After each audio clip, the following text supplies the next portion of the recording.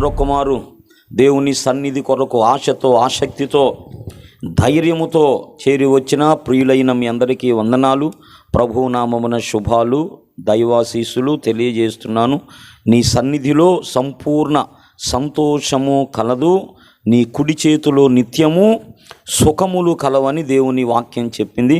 దేవుని సన్నిధిలోనే మనకు సంతోషం, దేవుని సన్నిధిలోనే మనకు అవసరమైనంత ఉన్నదని లేఖనంలో మనం గమనిస్తూ ఉన్నాం. పిల్లరా, దేవునికి స్తోత్రం. దేవుని పరిశుద్ధ వాక్యములో నుండి దేవుడు మన కొరకై అనుగ్రహించిన బైబిల్ పరిశుద్ధ గ్రంథములో నుండి సకల సమస్యల పరిష్కారముగా, సకల ప్రశ్నలకు జవాబుగా దేవుడు అనుగ్రహించినటువంటి బైబిల్ పరిశుద్ధ గ్రంథం ఒకసారి చూపిస్తారా?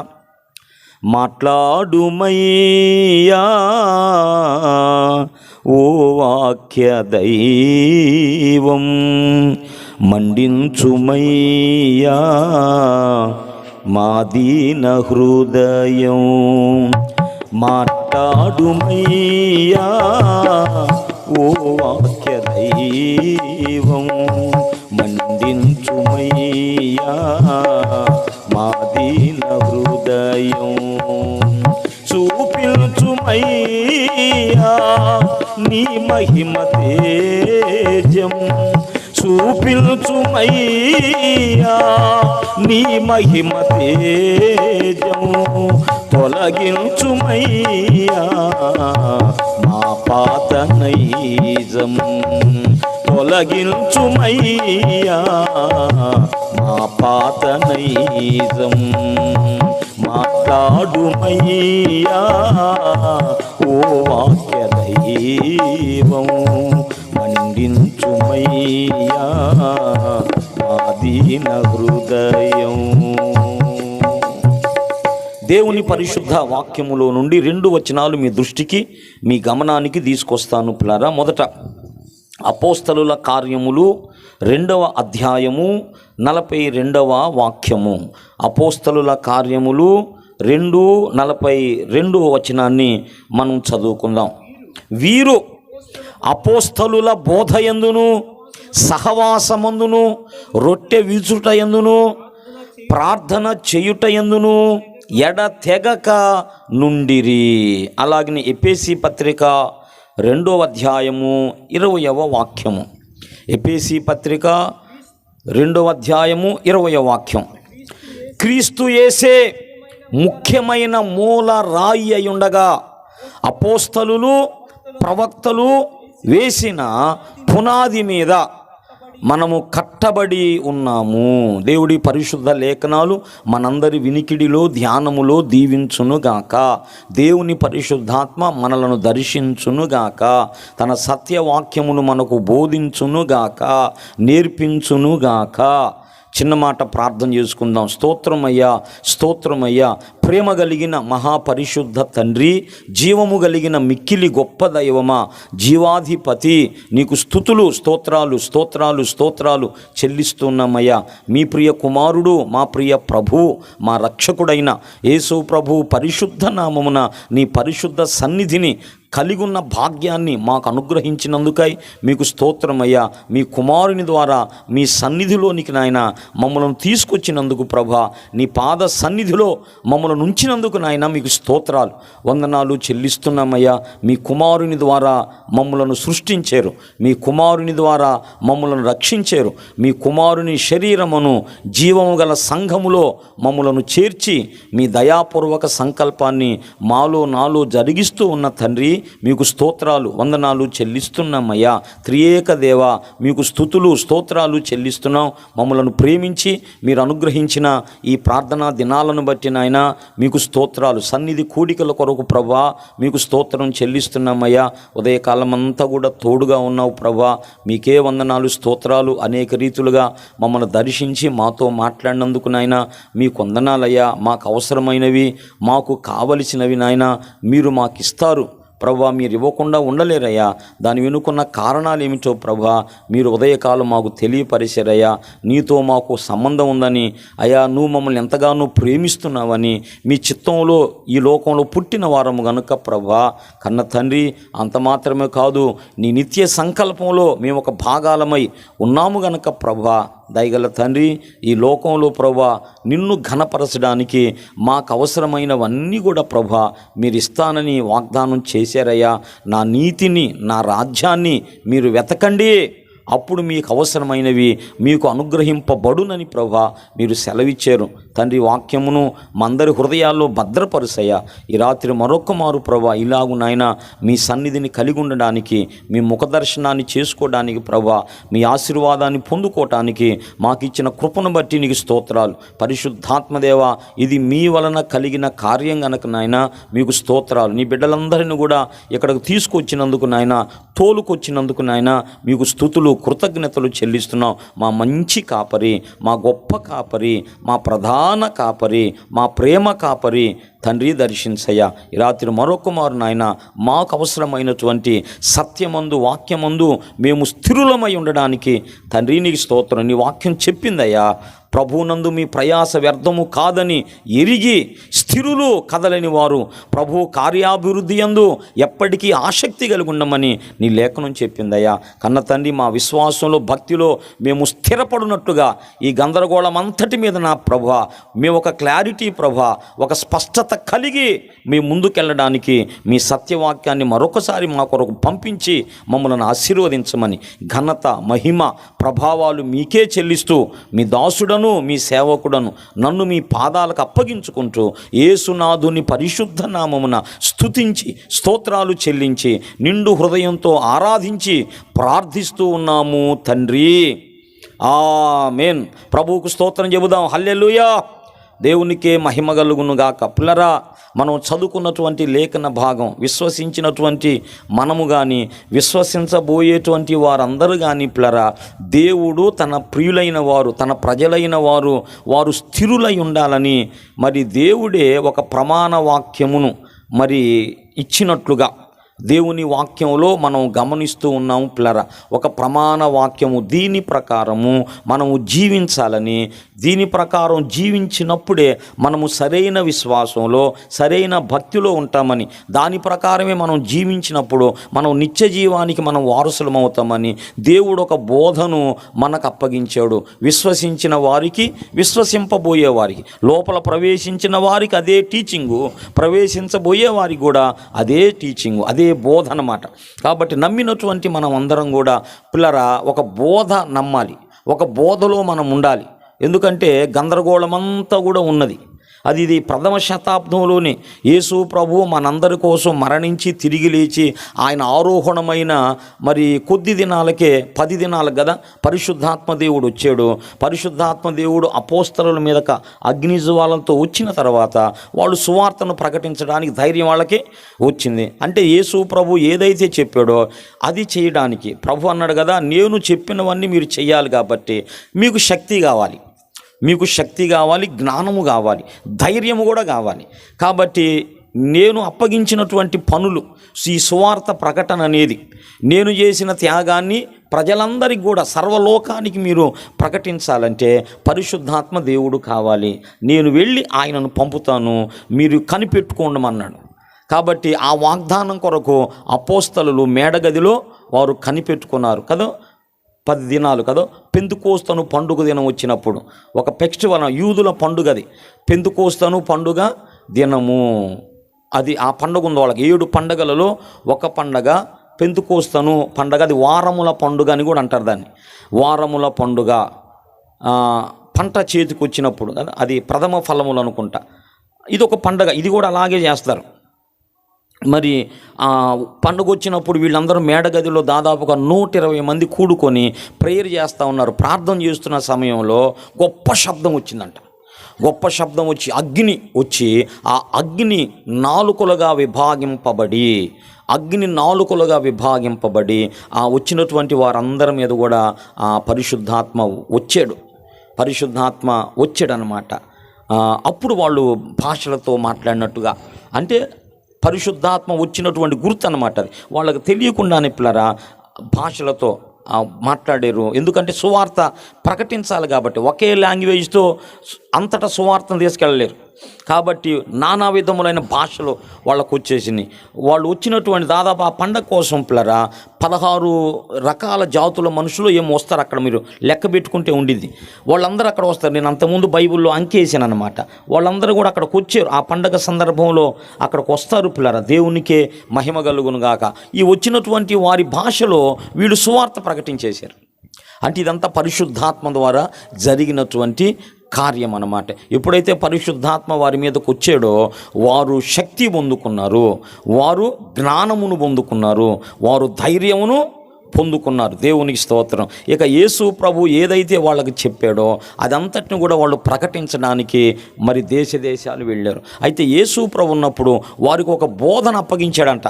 ఇదిగో మీరు ఇలా ఉండండి. ఎవరైతే విశ్వసిస్తారో మీ మాటలు వింటారో, నన్ను గురించి చెబుతారు కదా, నన్ను గురించి చెప్పినప్పుడు ఎవరైతే మీ మాటలు వింటారో వారు ఇలాగు నడవండి, ఇలాగు నడవండి, నేను మీకు ఏ సంగతులను ఆజ్ఞాపించానో వాటన్నిటినీ గైకొనవలెనని వారికి మీరు బోధించండి అని చెప్పాడు. అంటే యేసు ప్రభువారు అపోస్తలులకు మరి నమ్మిన వారికి, నమ్మబోతున్న వారికి, యేసు ప్రభు రెండవసారి వచ్చేంత వరకు ఇంకా కొందరు నమ్మవలసిన వారు ఉన్నారుగా, ఇంకా లోపల ప్రవేశించవలసిన వారు ఉన్నారు. ఇప్పుడు కొంతమంది ప్రవేశించారు. సంఘము యొక్క సంఖ్య సంపూర్ణం కాల. మరి ఆ సంఖ్య ఎంతో ఆయనకే తెలుసు. అందరూ కూడా రావాలి. సంఘములో, తన సార్వత్రిక సంఘంలో ఇన్ని లక్షల, ఇన్ని కోట్ల మంది ఉండాలని దేవుడే నిర్ణయించుకున్నాడు. ఆ సంఖ్య అంతా కావాలి కదా, సంఖ్య అంతా కావాలి. అప్పుడు సంఘము పరిపూర్ణమైంది. ఇప్పుడు మనం నమ్ముకున్నాము, భవిష్యత్తులో మరికొందరు నమ్ముకోబోతున్నారు. ఇప్పుడు నమ్ముకున్నటువంటి, గత కాలంలో నమ్ముకున్న వారికి, ఇప్పుడు నమ్ముకున్న మనకు, భవిష్యత్తులో నమ్మబోతున్న వారందరి కొరకు ఆయన ఒక టీచింగ్, ఒక బోధ అప్పగించాడు. దానిని అపోస్తలుల బోధ అంటారు. దేవునికి స్తోత్రం. అదేం బోధ? అపోస్తలుల బోధ. అది విశ్వసించిన వారందరూ కూడా అందులో ఉండాలి. అది ప్రామాణికం అన్నమాట. దానికి అటు ఇటు తొలగకూడదు. మనం అటు ఇటు తొలిగితే దేవుని వలన మనం ఏదైతే పొందుకోవాలని దేవుడు నిర్ణయించాడో, దేవుడు ఏదైతే మనకి ఇవ్వాలని కోరుకున్నాడో కదా, యేసు ప్రభువులో మనం విశ్వాసం ఉంచినప్పుడు, అపోస్తలుల బోధలో మనం నిలిచినప్పుడు పిల్లరా, దేవుని ద్వారా మనకి ఏది అవసరమో దాన్ని పొందుకుంటాం. దేవుడు ఏమిస్తాడు చెప్పండి? 3 విధాలైన బ్లెస్సింగ్ ఉంది ప్రభువు ద్వారా. ఇంకా చాలా ఉన్నాయి. ఇవన్నీ అందులో ఇమిడి ఉన్నాయి. ఒకటేమో జీవము, మనం జీవాన్ని పొందుకుంటాం. రెండవది మనము సమృద్ధి జీవాన్ని పొందుకుంటాం. ఆయన మందలో చేర్చబడతాం. దేవునికి స్తోత్రం. ఎప్పుడైతే విశ్వసిస్తామో పిల్లరా, జీవాన్ని పొందుకుంటాం. మనమందరం కూడా ఆయన మందలో చేర్చబడిన గొర్రెలమవుతాం. దేవునికి స్తోత్రం. భక్తులు ఎవరు రాసిరు ఈ పాట? ఎన్నో కృపలు కృమ్మరించినావు, నాపై తిన్నాగా ప్రేమను చూపి బ్రోచినావు. ఎన్నో కృపలు కుమ్మరించినావు, నాపై తిన్నాగా ప్రేమను చూపి బ్రోచినావు. కన్నవాడవు నీవై ఉన్నావు యేసునాథా,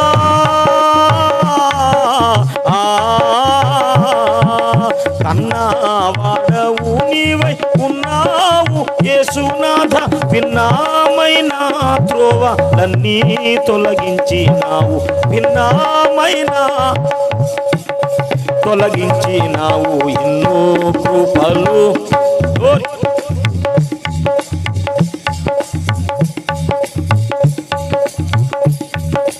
ముందే దర్శనమందు చూచినావు, దేవా పొందుగా నాలోచించి ఉంచినావు.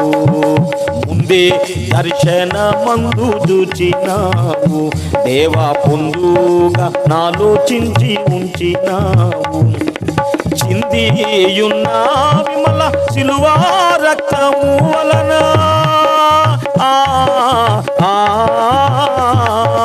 చిందియున్న విమల సిలువా రక్తము వలన సంధించి నన్ను నీ మందాలో చేర్చినావు, సంధించి నన్ను నీ మందాలో చేర్చినావు. ఎన్నో కృపలు కుమ్మరించినావు, నాపై తిన్నాగా ప్రేమను చూపి సేవ చేయింప మొదలు పెట్టినావు. నీదు జీవ పానము నివ్వ కోరినావు, సేవ చేయింప మొదలు పెట్టినావు. నీదు జీవ పానము నివ్వ కోరినావు. జీవించుచున్నవాడ పవన రక్షకుడా,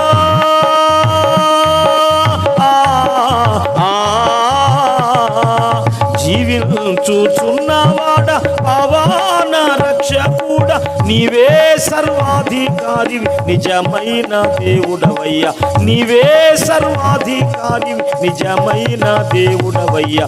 ఎన్నో కృపలు కృమ్మరించినావు, నాపై తిన్నాగా ప్రేమను చూపి బ్రోచినావు. ఎన్నో నాపై తిన్నాగా ప్రేమను చూపి బ్రోచినావు. కన్నావా ఉన్నావు యేసునాథా, కన్నా అవును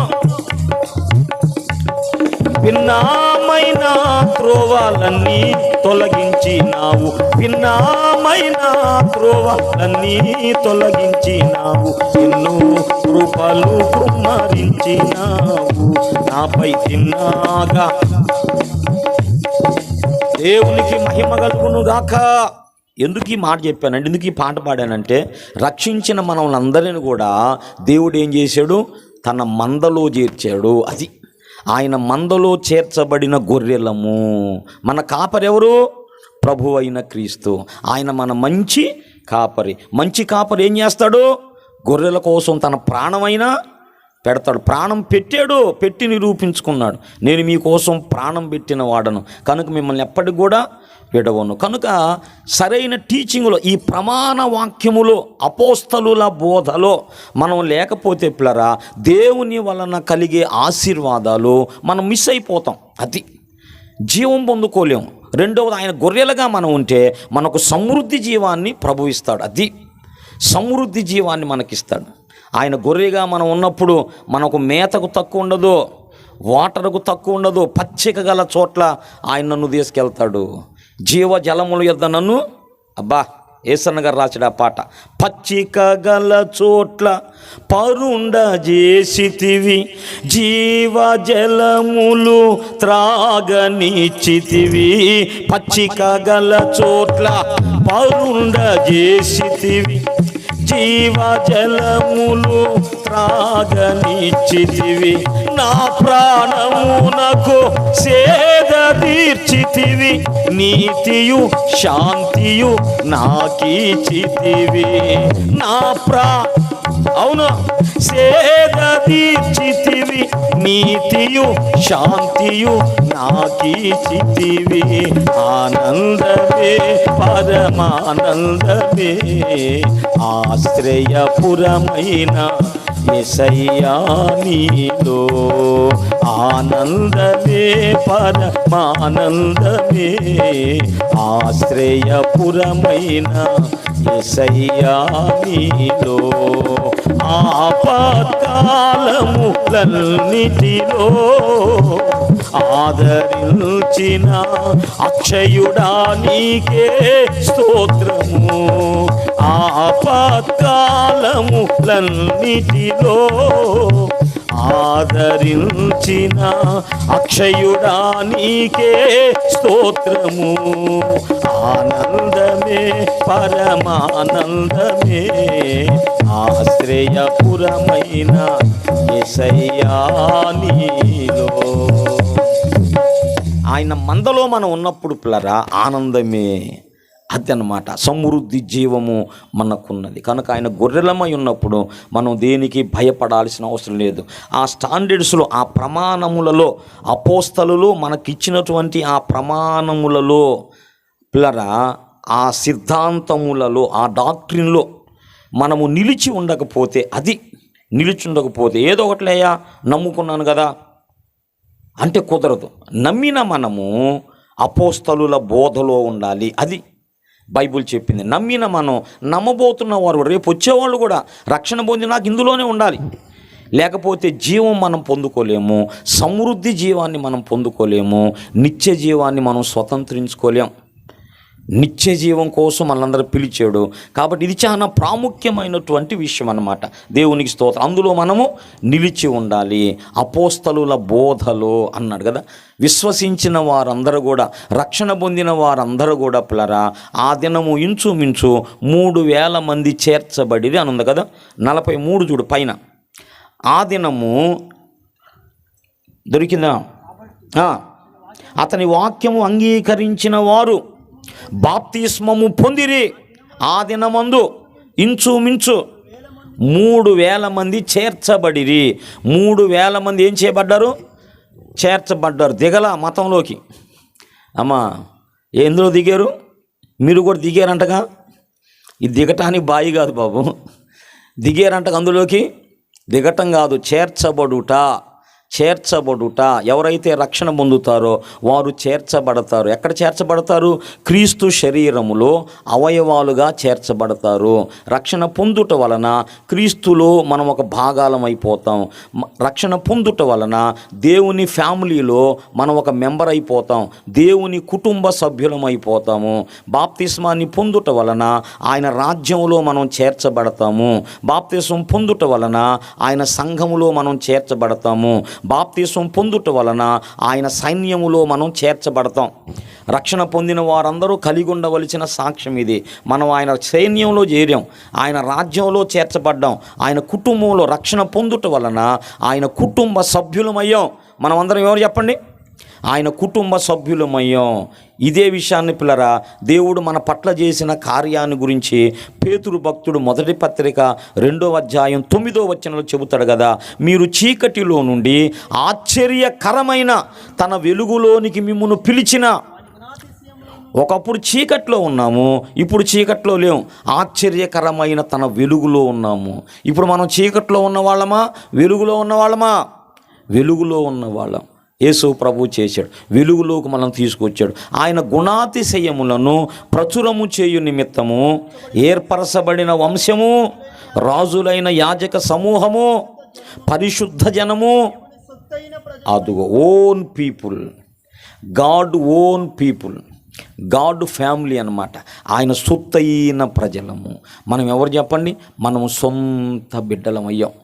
యేసు ప్రభు తండ్రికి ఎలాగూ సొంత కుమారుడో పిల్లరా, యేసు ప్రభుని నమ్ముట వలన, రక్షణ పొందుట వలన ఇప్పుడు మనము కూడా దేవునికి ఏమయ్యామంట?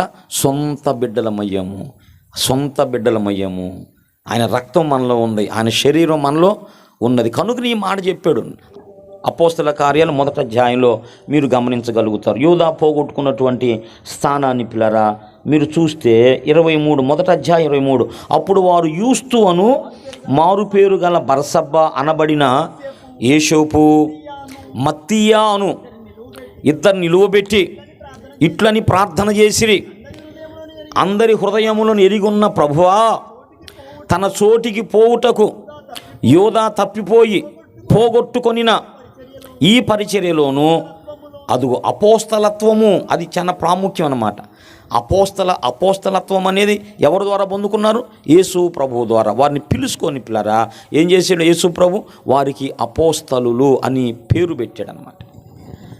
రాత్రంతా కూడా యేసయ్య కొండ మీద ప్రార్థన చేసి ఉదయకాలం దిగొచ్చినాక పిల్లరా కొందరిని పిలుచుకున్నాడు. అక్కడ చాలామంది ఉన్నారు. ఒక్కొక్కరిని పిలిచి నూరాని దేవుడు పిలిచి ఒక 12 మందిని ఏర్పాటు చేసుకొని వారికి అపోస్తలులు అని పేరు పెట్టాడు. అందులో యోధా కూడా ఉన్నాడు. అయితే యోధా ద్రోహం వల్ల ఆ స్థానాన్ని పోగొట్టుకున్నాడు. అప్పుడు ఏం జరిగిందంటే, మరి పోగొట్టుకున్న స్థానాన్ని మళ్ళీ భర్తీ చేయుటకు అంటే 12 మెంబర్స్ ఉండాలి, 12 మంది ఉండాలి. ఎందుకంటే చాలా ప్రాముఖ్యమైన విషయం. పరలోక పట్టణం ఉండిద్ది. ఆ పట్టణానికి పిల్లలు గుమ్మాలు ఉన్నాయంట, పునాదులు ఉన్నాయంట. గుమ్మాల మీదేమో గోత్రకర్తల అంటే అబ్రహాము కుమారుడైన ఇస్సాకు కుమారుడైన యాకోబుకి ఎంతమంది కుమారులు? 12 మంది కుమారులు. వారే గోత్రకర్తలు అన్నమాట. ఇశ్రాయేలు దేశం అంటే 12 గోత్రాలు ఉంటారు. ఆ పరలోకపు పట్టణం మీద గుమ్మాల మీదేమో గోత్రకర్తల పేర్లు ఉన్నాయంట, పునాదుల మీదేమో అపోస్తలుల పేర్లు ఉన్నాయి. అంత ప్రాముఖ్యం వాళ్ళు. 12 మెంబర్స్ అనేవాళ్ళు చాలా ప్రాముఖ్యం. ఇంకా పిల్లరా ఉన్నారు. మరి తర్వాత ప్లేసులో పౌలు మరి తీతు ఇద్దరు కూడా అపోస్తలులుగా పిలువబడ్డారు. అలాగనే 16 మరి రోమా 16లో మరొకిద్దరు కూడా అపోస్తలులుగా వాళ్ళు పిలువబడ్డారు. మొత్తం నలుగురు అవుతారన్నమాట. ఇలాగనమాట సంఖ్య పెరిగింది. అయితే వాళ్ళు వేరు వీళ్ళు వేరు అనమాట. వాళ్ళు వేరు 12 మంది 12 మెంబర్స్ అనేది ఒక ప్రత్యేకమైన దేవుని యొక్క ప్రణాళిక. వీరిని దేవుడు ఏర్పాటు చేసుకున్నాడు. ఈ 12 మందిని దేవుడు ఏర్పాటు చేసుకున్నాడు. యోధా పోగొట్టుకున్న స్థానాన్ని మత్తీయా అనేటువంటి ఒక వ్యక్తి భర్తీ చేశాడు. మత్తీయా అందులోకి వచ్చాడు. అప్పుడు 12 మంది అయిపోయారు. ఈ 12 మందిని ఏమన్నారు చెప్పండి? అపోస్తలులు అన్నారు పిల్లరా. వీరికి దేవుడు మరి ఒక బోధ అప్పగించాడంట. అమ్మ అర్థమైందా? వీరికి ఒక బోధన అప్పగించాడు. మీరు ఇందులో ఉండండి.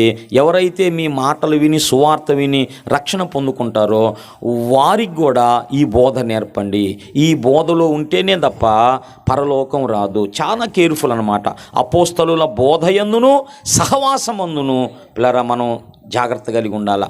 అపోస్తలుల బోధ దేవునికే మహిమ కలుగును గాక. కాబట్టి ఈ యేసు ప్రభువుతో అమ్మ వింటున్నారా? దానికెళ్ళి చూడబాకండి. మీ దృష్టి అంటే అడిపోతుంది పిల్లరా. ఈ అపోస్తలులను ఎవరు ఏర్పాటు చేసుకున్నారు? యేసు ప్రభువారు ఏర్పాటు చేసుకున్నారు.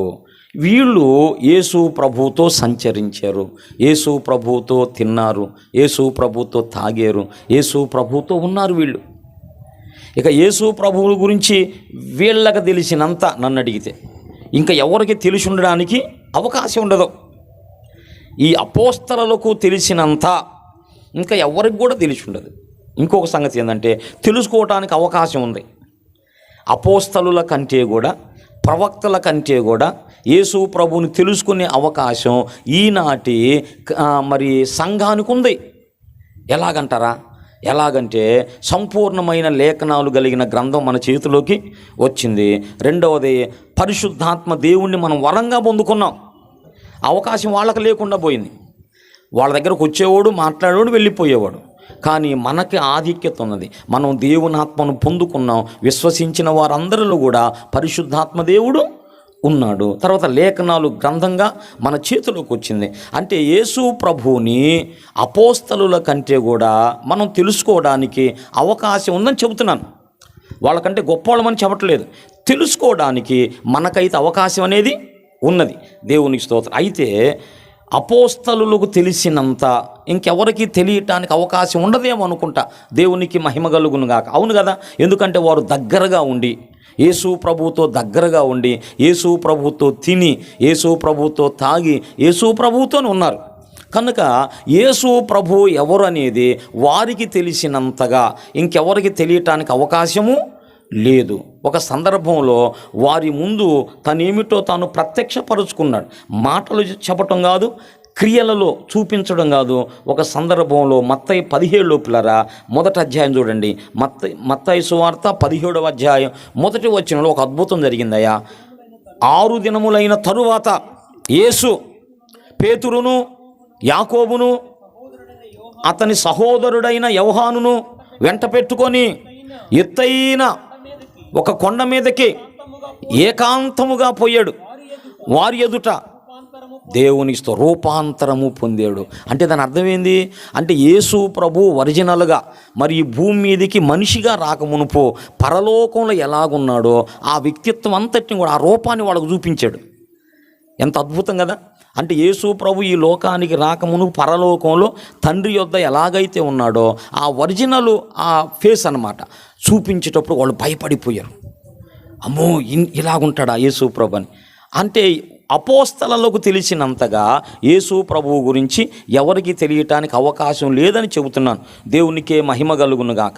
కాబట్టి అపోస్తలులు యేసు ప్రభువు గురించి ఏమని సాక్ష్యం ఇచ్చారు? ఈ సాక్ష్యం నమ్మదగినది కదా. నీ సాక్ష్యం నా సాక్ష్యం కంటే పూర్వకాలమందు ప్రవక్తలు చెప్పిన సాక్ష్యం కంటే యేసు ప్రభువును గురించి ఎవరు చెప్పిన సాక్ష్యం వాస్తవమైంది? ఎవరు చెప్పిన సాక్ష్యం నమ్మదగింది? ఇది అపోస్తలులు చెప్పిన సాక్ష్యమే నమ్మదగింది. ఇది ఎందుకు చెప్పండి? ఎందుకంటే ఎన్ని సంవత్సరాలు ప్రభువు భూమి మీద ఉన్నాడు? 33.5 సంవత్సరాలు ఉన్నాడు. 30 సంవత్సరాల వరకు ఆయన బయటకు రాలా. 30 సంవత్సరాల వరకు యేసు ప్రభు కొంతమంది తమ్ముళ్ళు ఉన్నారు, యేసు ప్రభు కొంతమంది చెల్లాయిలు ఉన్నారు, వృద్ధాప్యంలో ఉన్నటువంటి తల్లి ఉన్నది. అలాగే మరి యేషోబు గురించి వ్రాయబడలేదు. తర్వాత వచ్చిన వాళ్ళలో కనబడదు. దాని జన్మ సందర్భంలో యేషోబు ప్రస్తావన కనబడింది కానీ తర్వాత యేషోబు ప్రస్తావన కనబడదు. చరిత్రకారులు బైబిల్ పండితులు ఏం చెప్పారంటే వాళ్ళకి మ్యారేజ్ అయ్యే సందర్భంలోనే ఈ తల్లి అయిన మరియమ్మ కంటే యేసోబు కొంత ఏజ్డ్ అంట. ఆయన ఏజ్డ్ పెద్దవాడు అని చెప్పారు. ఆ సందర్భాన్ని బట్టి యేసు ప్రభు పుట్టినాక మళ్ళా వాళ్ళ శారీరక కాపురం కొనసాగింది. ఆ సందర్భంలో ఎంతమంది పుట్టారు? మళ్ళీ యేసు ప్రభు ఒక్కడే పరిశుద్ధాత్మ చేత ఆయన పుట్టినవాడు. తర్వాత పిల్లర మళ్ళా యేసు ప్రభువుకి కొందరు తమ్ముళ్ళు ఉన్నారు, కొందరు చెల్లాయిలు కూడా ఉన్నట్టుగా వాక్యంలో మనం చూస్తున్నాం. ఎక్కడుంది ఇదన్నా అంటే మీరు మత్తయి సువార్త 13వ అధ్యాయంలోకి రండయ్యా. మత్తయి సువార్త 13వ అధ్యాయంలోకి వస్తే యేసు ప్రభు యొక్క ఫ్యామిలీని గురించి అక్కడ పిల్లరా వ్రాయబడిద్ది. దేవునికే మహిమ కలుగునుగాక. మత్తయి సువార్త అందువలన ఆశ్చర్యపడి జ్ఞానము ఈ అద్భుతములను ఎక్కడి నుండి వచ్చినాయి? ఇతడు వడ్లవాని కుమారుడు కాడా? అంటే యేసోబు వడ్రంగి, కార్పెంటర్ అన్నమాట. యేసు ప్రభువు కూడా చిన్నతనంలో అదే పని, వడ్రంగి పని చేసినట్లుగా చరిత్ర మనకు చెబుతూ ఉన్నది. దేవునికి ఇతను వడ్లవాని కుమారుడు కాడా? ఇతని తల్లి పేరు మరియ కాదా? యాకోబు, యేసోపు, సీమోను, యోదాయను వారు ఇతని సోదరులు గారా? ఇతని సోదరీమణులు. ఆలోచించారా? యేసు ప్రభువుకి తమ్ముళ్ళు ఉన్నారు, యేసు ప్రభువుకు చెల్లెళ్ళు ఉన్నారు. అంటే ఎవరి సంతానం వాళ్ళు? యేసోబు మరియమ్మల సంతానం. యేసు ప్రభు వేరు, ఆయన దేవుని కుమారుడు, ఆయన జన్మ వేరు, వీళ్ళ జన్మ వేరు అన్నమాట. వీళ్ళ జన్మ అంతా మనలాంటి జన్మ, కానీ యేసు ప్రభు జన్మ సపరేట్ అన్నమాట. ఇది మనందరికి కూడా తెలిసిన విషయమే. నేనేం చెబుతున్నానంటే యేసు ప్రభు కొంతమంది తమ్ముళ్ళు ఉన్నారు, చెల్లెళ్ళు కూడా ఆయన ఉన్నట్లుగా లేఖనంలో మనము గమనిస్తున్నాం. అయితే ఆ రూపాంతరపు కొండ మీదకి వెళ్ళి యేసు ప్రభు తనను తాను ప్రత్యక్షపరుచుకున్నాడు. అంటే 30 సంవత్సరాల వరకు కూడా యేసు ప్రభు ఫ్యామిలీ వ్యవహారాలన్నీ చూసుకున్నాడు. అంటే తన బాధ్యతలు అన్నీ నెరవేర్చాడు. అందులోంచి ఒక పాఠం ఏమిటంటే మన బాధ్యతలు మనం నమ్మకంగా లోకంలో నెరవేర్చాలి. అన్యాయస్తులంగా మనం ఉండకూడదు. ఒక స్త్రీకి నువ్వు భార్యవైతే జాగ్రత్త కలిగి ఉండాలి. ఒక పురుషునికి నువ్వు భార్యవైతే, ఒక స్త్రీకి భర్తవైతే, కొంతమంది నీకు బిడ్డలుంటే ఈ భౌతికమైన విషయాల లోపలరా మనం నిర్దోషులుగా ఉండాలి. యేసు ప్రభు అదే చెప్పాడు. నీ బాధ్యత నిర్లక్ష్య పెట్టి నువ్వు భక్తి చేస్తే ఆ భక్తి ఒప్పుకోడు దేవుడు. సరేలే పో అంటాడు. అంటే మన బాధ్యతలు మనం నమ్మకంగా ఉండి మన భక్తిని మనం కొనసాగించే వాళ్ళంగా ఉండాలి. ఒక కథ చెప్పే మీకు గుర్తుందా? ఒక ఆదివారం వర్షిప్ జరుగుతుందయ్యా. వర్షిప్ బాగా జరుగుతుంది, ముమ్మరంగా జరుగుతుంది.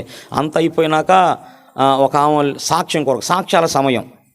అది ఏ సమయం? అది ఆరాధన. అంటే పిల్లరా 5 భాగాలు ఉంటాయి. పిల్లలు గుర్తుపెట్టు, ఎందుకు ప్రభు జ్ఞాపకం చేశాడు. ఆరాధన అనే మాటలో 5 పార్ట్స్ ఉంటాయి. ఈ 5 భాగాలు కలిగినదే వర్షిప్. ఈ 5లో ఏది మిస్ అయిన పిల్లరా మనం ఆరాధనకు వెళ్ళొచ్చాం అనేది అసంపూర్ణమే. నా మాట ప్రేమతో తీసుకోండి, అసంపూర్ణం. ఎందుకంటే కొన్ని సందర్భాల్లో అది అర్జెంట్ అయితే, ఇంపార్టెంట్ అయితే, కొంత బాడీ అక్కడ చనిపోయిన వ్యక్తి ఉంది, నేను వెళ్ళాల్సిన పరిస్థితి ఉంది, ఆరాధన పోగొట్టకూడదని వచ్చాను, మంచిది, ఆరాధన చేసి మంచిది. అది ఇంకొక ఏదన్నా ముఖ్యమైనటువంటి ప్రయాణం తగిలింది, అర్థమైంది, వెళ్ళాలి, అట్టటి సమయంలో ఆరాధన చేసుకొని వెళ్ళిపోవచ్చు, తప్పు కాదు. కానీ అన్ని సందర్భాలలో అలాగుప్లరా ఆరాధన కంప్లీట్ అవ్వకుండా మనం వెళ్ళటం అనేది అది అగౌరవము, అమర్యాద, ఆత్మ సంబంధమైన క్రైమ్. అది క్రైమ్ అంటే నేరం. ఆరాధన ఎందుకో చెబుతాను వినండి. ఆరాధన 5 భాగాలు ఉంటాయమ్మా. ఈ 5 భాగాలను కలిపి ఆరాధన అనాలి. ఆరాధన అనగా దేవుని సన్నిధికి వెళ్ళి పాటలు పాడాలి. ఆరాధనలో భాగమేంది? పాటలు. మనమందరం కలిసి పాడాలి. నా టాలెంట్ నీ టాలెంట్ చూపించుకోవటం కాదు, అర్థమైందా? ఇద్దరు ఊరెవరు పాడుతుంటారు బుక్కు తీసి, అందులోకి మనం పాడాలి. దేవదూతలు కూడా పాడుతున్నారు, వాళ్ళ స్వరాలతో మన స్వరాలు కూడా కలపాలి. దూతలంట నిత్యము స్తుతిస్తారంట. మనం పాడటాన్ని బట్టి వాళ్ళ గొంతుల్లో మన గొంతులు కూడా కలుపుతున్నాం. అది సంగతి. పరలోకంలో దూతలు ఏం చేస్తారు? నిత్యం ఆయన్ని స్తుతిస్తారు. సెరాఫులు, కెరూబులు మహాదూతలు నిత్యము నిన్ను స్తుతించెదరు. కెరూబులు సెరాఫులు మహాదూతలు నిత్యము నిన్ను స్తుతించెదరు. వారితో మా స్వరములు కలిపి నిన్నే ఆరాధించెదము. వారితో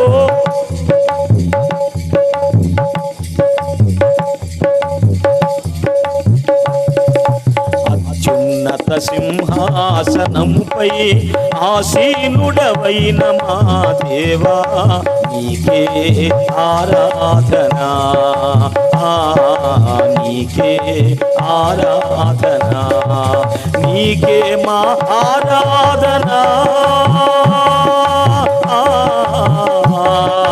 నీకే ఆరాధన, నీకే మా ఆరాధన, నీకే మా ఆరాధన, నీకే మా ఆరాధన, నీకే మా ఆరాధన. ఆ స్వరాలలో మన స్వరాలు కూడా కలిపి దేవుణ్ణి మనం ఆరాధించాలి. అది పాటలు పాడాలి. గుర్తుపెట్టుకోండి, మాకే స్వరం ఉంది మేమేం పాడతాం అనబాకండి. దేవుడు స్వరాలు చూసేవాడు కాదు, హృదయాలను చూచే దేవుడు. అందరం కలిసి మనం ప్రభువుని వర్షిప్ చేయాలి, ఆరాధించాలి. అందరూ స్వరాలెత్తి గళాలెత్తి ప్రభువుని ఘనపరచాలి. పాటలు ఒక భాగం. 2 వాక్యము చాలా లేఖనాలను ధ్యానించాలి. లేఖనాలను ధ్యానించి అందులో మన బాధ్యత ఏమిటి, మనమేం చేయాలి, ఎలా చేస్తే దేవునికి సంతోషం, ఎలా చేస్తే దేవుడు మహిమపరచాడు, ఎలాగని లేఖనాలు మనం ధ్యానం చేయాలి. దేవుని సంకల్పం నాలో నెరవేరాలంటే నాకు వాక్యం కావాలి, నాకు తెలియాలి కదా, నేనేం చేయాలో నాకు తెలియాలి.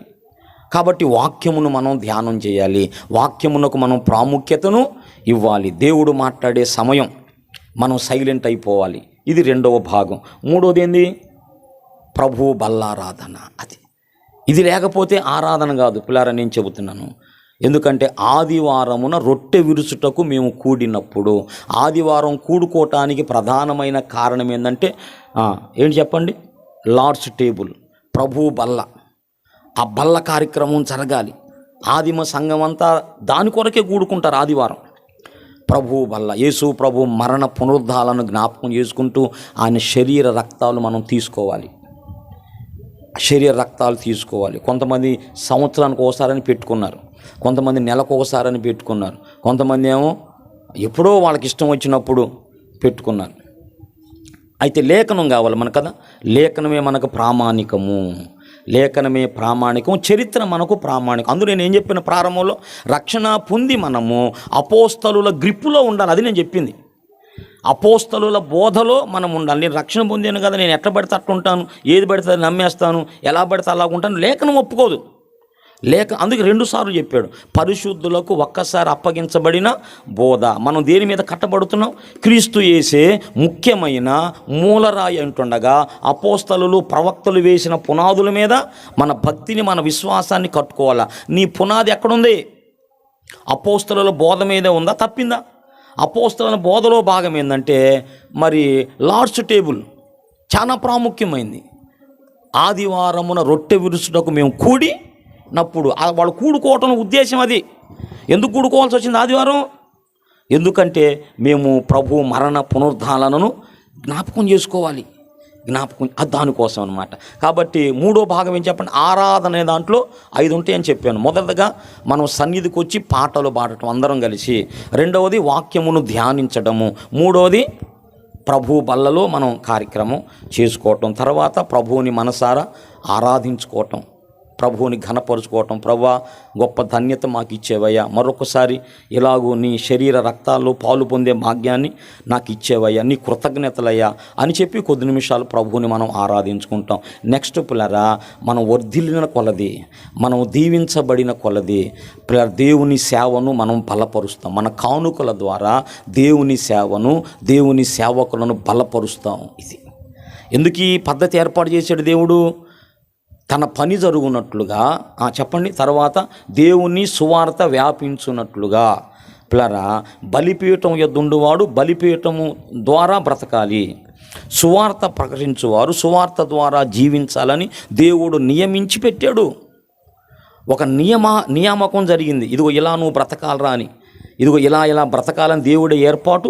అలా బ్రతకటానికి నీ కోఆపరేషన్ ఉండాలి, నా కోఆపరేషన్ ఉండాలి, దేవుని పని జరగాలి. రెండవదిగా సేవకుని జీవనోపాధి పోషణ నా మీద ఆధారపడి ఉంది. నిజమైన స్తోత్రం చెప్పండి ఒకసారి. సేవకుని యొక్క పోషణ, అతని ఆహారము, అతని వస్త్రాలు, వసతి అనేది నా మీద ఆధారపడి ఉంది.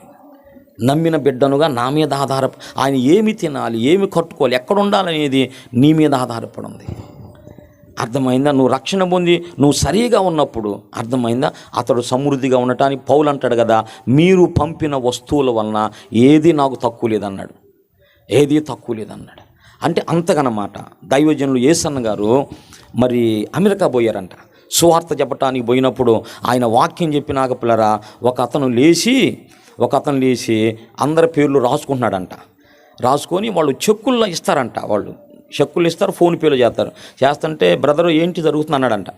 అయ్యగారు మీరు ఇండియా నుంచి వచ్చారు కదా, ఇండియా నుంచి వస్తే ఇక్కడ ఉన్నటువంటి మేమందరం కూడా మీ కొరకు కానుకలు ఎత్తుతున్నాం అన్నారంట. ఏమెత్తున్నారంట?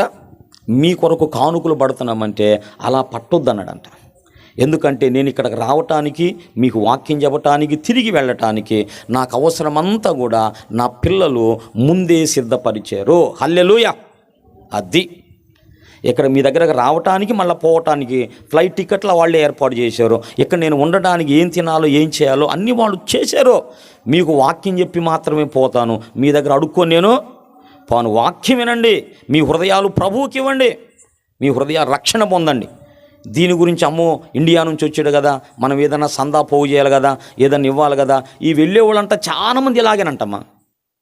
ఇండియా నుంచి వెళ్ళే వాళ్ళందరూ కూడా ఇలాంటి వాళ్ళంట. తర్వాత వాళ్ళందరూ ఏదో హెల్ప్ చేసి ఇస్తే అవి తీసుకొని వీడు ఇండియాకి వచ్చి ఇక్కడ గొప్ప చెప్పుకుంటారంట. పిల్లరా నేనేం చెబుతున్నా, దేని దగ్గర పక్క పోయాను. ఆరాధనలో మరొక భాగం ఏంటంటే ఆఫరింగ్. మన కానుకలు ప్రభువుకు అర్పించాల. మన కానుకలు ఇది ఎంతో పిల్లరా ఎట్లా సంతోషముతో ఇచ్చేవారిని ఎంతో దేవుడు ప్రేమించను. ఉత్సాహముగా ఇవ్వాలి, సంతోషముగా ఇవ్వాలి, పిసినితనంగా ఇవ్వద్దు అన్నాడు. ఎలా ఇవ్వాలో 2 కొరింథీ పత్రిక ఇదే ప్రసంగమయ్యా, ఇచ్చే ప్రసంగమా?